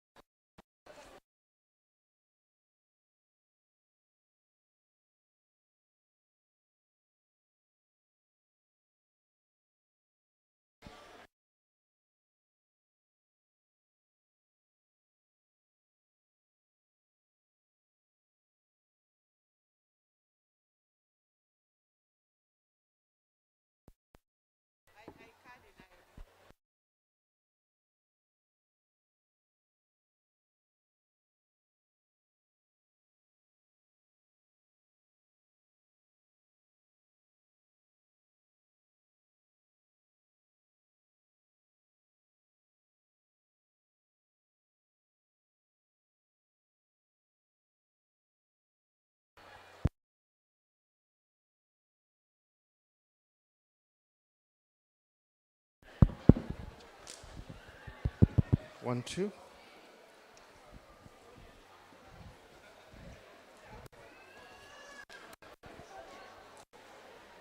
One, two.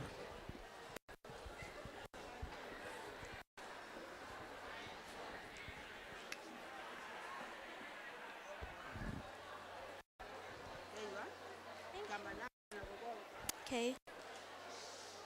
Should I stand here? Yeah, you can stand here. Hello, everybody. My name is Sinotile Makanda. I am the speaker of 18 Words and coming from a program that is called Junior Council of Umfolozi.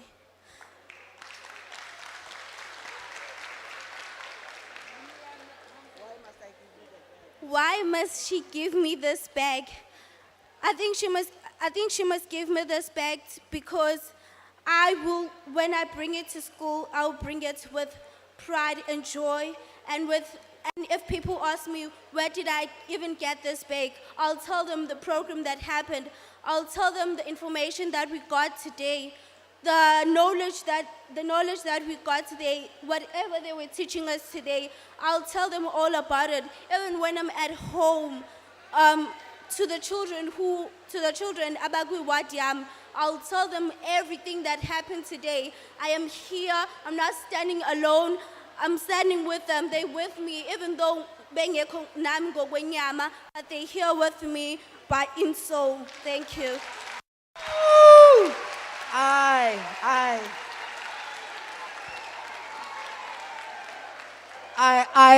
really don't think I have to explain that.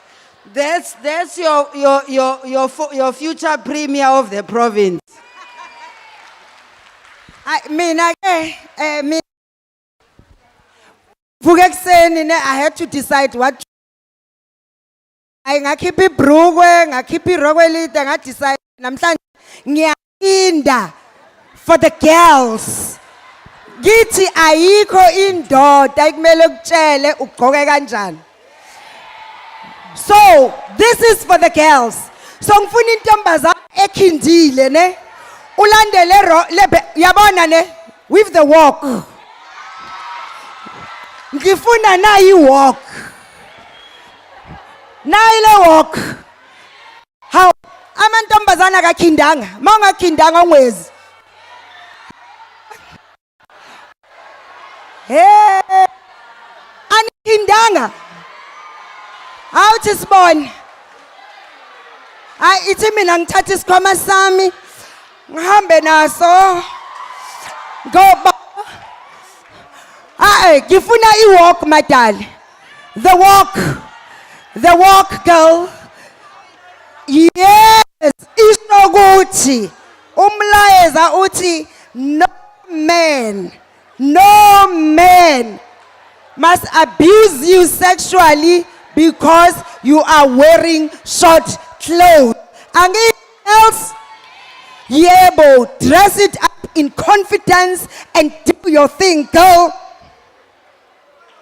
Alsomara donate the MEC's one also. Alsomara donate the DM's one also. Thank you. Where's the mayor's one? Alsomara donate the mayor's one also. Okay, they will bring yours. The walk girls. Naile walk. Oh, yebo, yes. Naile walk. I want the walk girls. Yes, the walk. The walk. Aha. Yebo, eyes. The walk. The walk.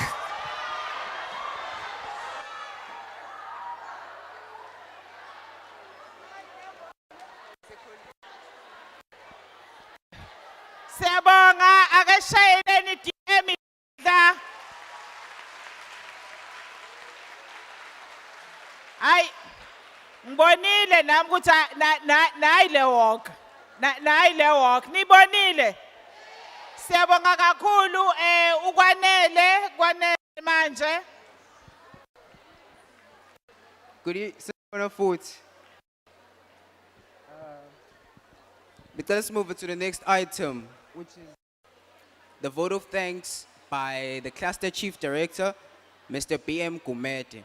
And I was informed is also a pastor, so I would also like to award him with the following item, which is the closing prayer as well. So he has 2 responsibilities now. Kakhulu kwanele ngithatha lethuba ukubonga Minister Social Development, Deputy Minister okhona phakathi kwethu, uMayor okhona waseMfolozi, Deputy Mayor bakwaMoyazi khona. Sibonga kakhulu abaphathi bohlelo uEshodi nokwanele abaphathe kahle kakhulu uhlelo. Sithatha ukubonga kakhulu wonke iminyango ekhona efikile la yazoparticipate kwi-program. Sibonga uSASA, NDA, Nelson Mandela Children Fund, Save the Children. Sibonga kakhulu ozakwethu abaphuma from national, provincial, and also local. Siyabonga kakhulu abantwana abaparticipate kule program. Sibonga kakhulu information abasharile nathi. Siyazi ukuthi sizokwazi ukuyisebenzisa ukuze sishintshe izimpilo zabo. Siyabonga kakhulu, siyafika uNkulunkulu anisikelele, anivikele nisabuyela emakhaya. Siyazi ukuthi izulu alilihle, kodwa sethemba uNkulunkulu uzonilekelela. Ngizocela ukuthi sane sesiva ngomleko. Okay.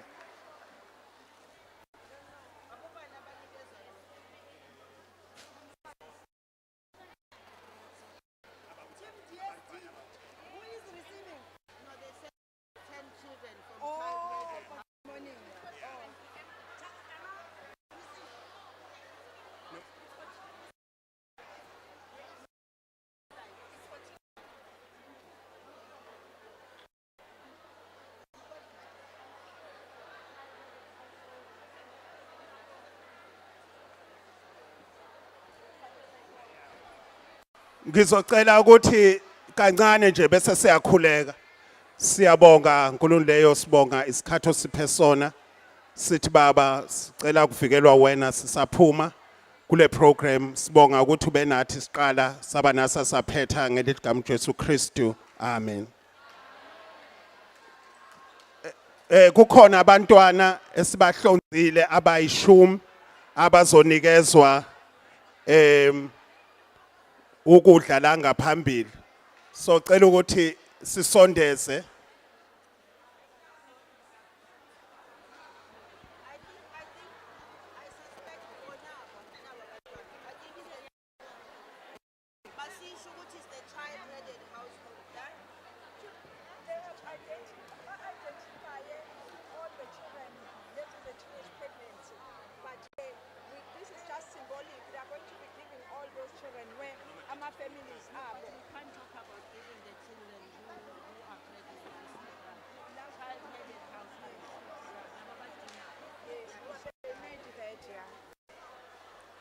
Umnyango wezenhlalakahle uphumile wangena emakhaya wahlonza abantwana abadingayo, abanye bahlala ngodwana bakhulisa abantwana.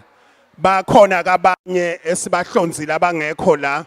Lokhu kuyisymbolic nje abantwana esobanikeza, abanye sazobanikeza emva kweprogram. Siyabonga.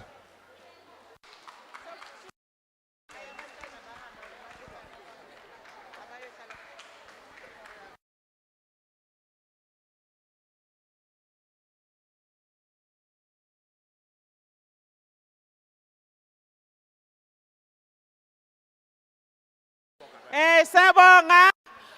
Kune announcement.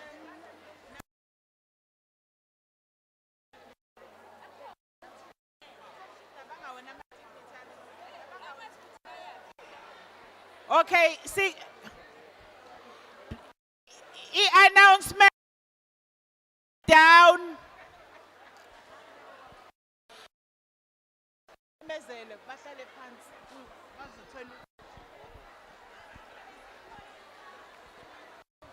Sicela abantwana nabazali hlale phansi, nabantu abadala khona okuya ngasethunjini esilungisile. So cela nihlale nje kanjalo ukuze nikwazi ukuthola.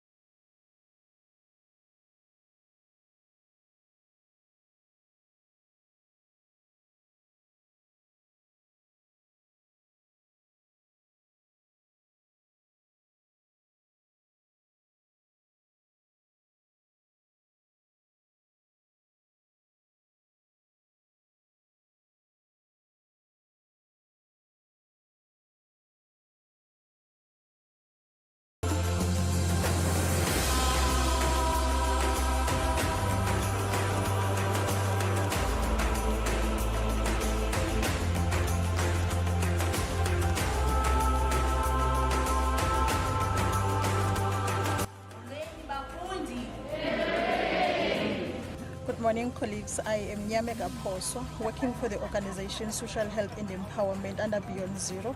Here I'm representing Lusiki Gender-Based Violence and Femicide Combat Team. We formed this structure because of the rising numbers of teenage pregnancy in our society. On the official launch of the Child Protection Week 2022, the boys from Lusiki OR Sambo district spoke with one voice and said, "We say no to teenage pregnancy."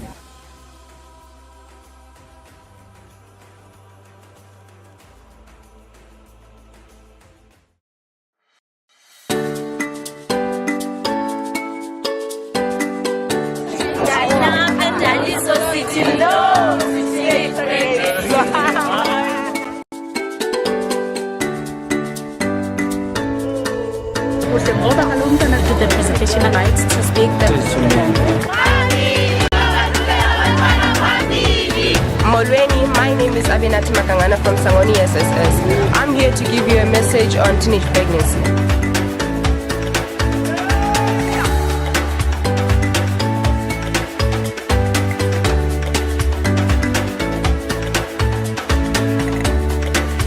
We are here in terms of supporting the social development on commemorating the Child Protection Week as an organization that is rendering services to children. We're looking at matters in terms of trying to encourage communities to report cases of violence, cases where children are being abused and where children also are needing our assistance. Teenage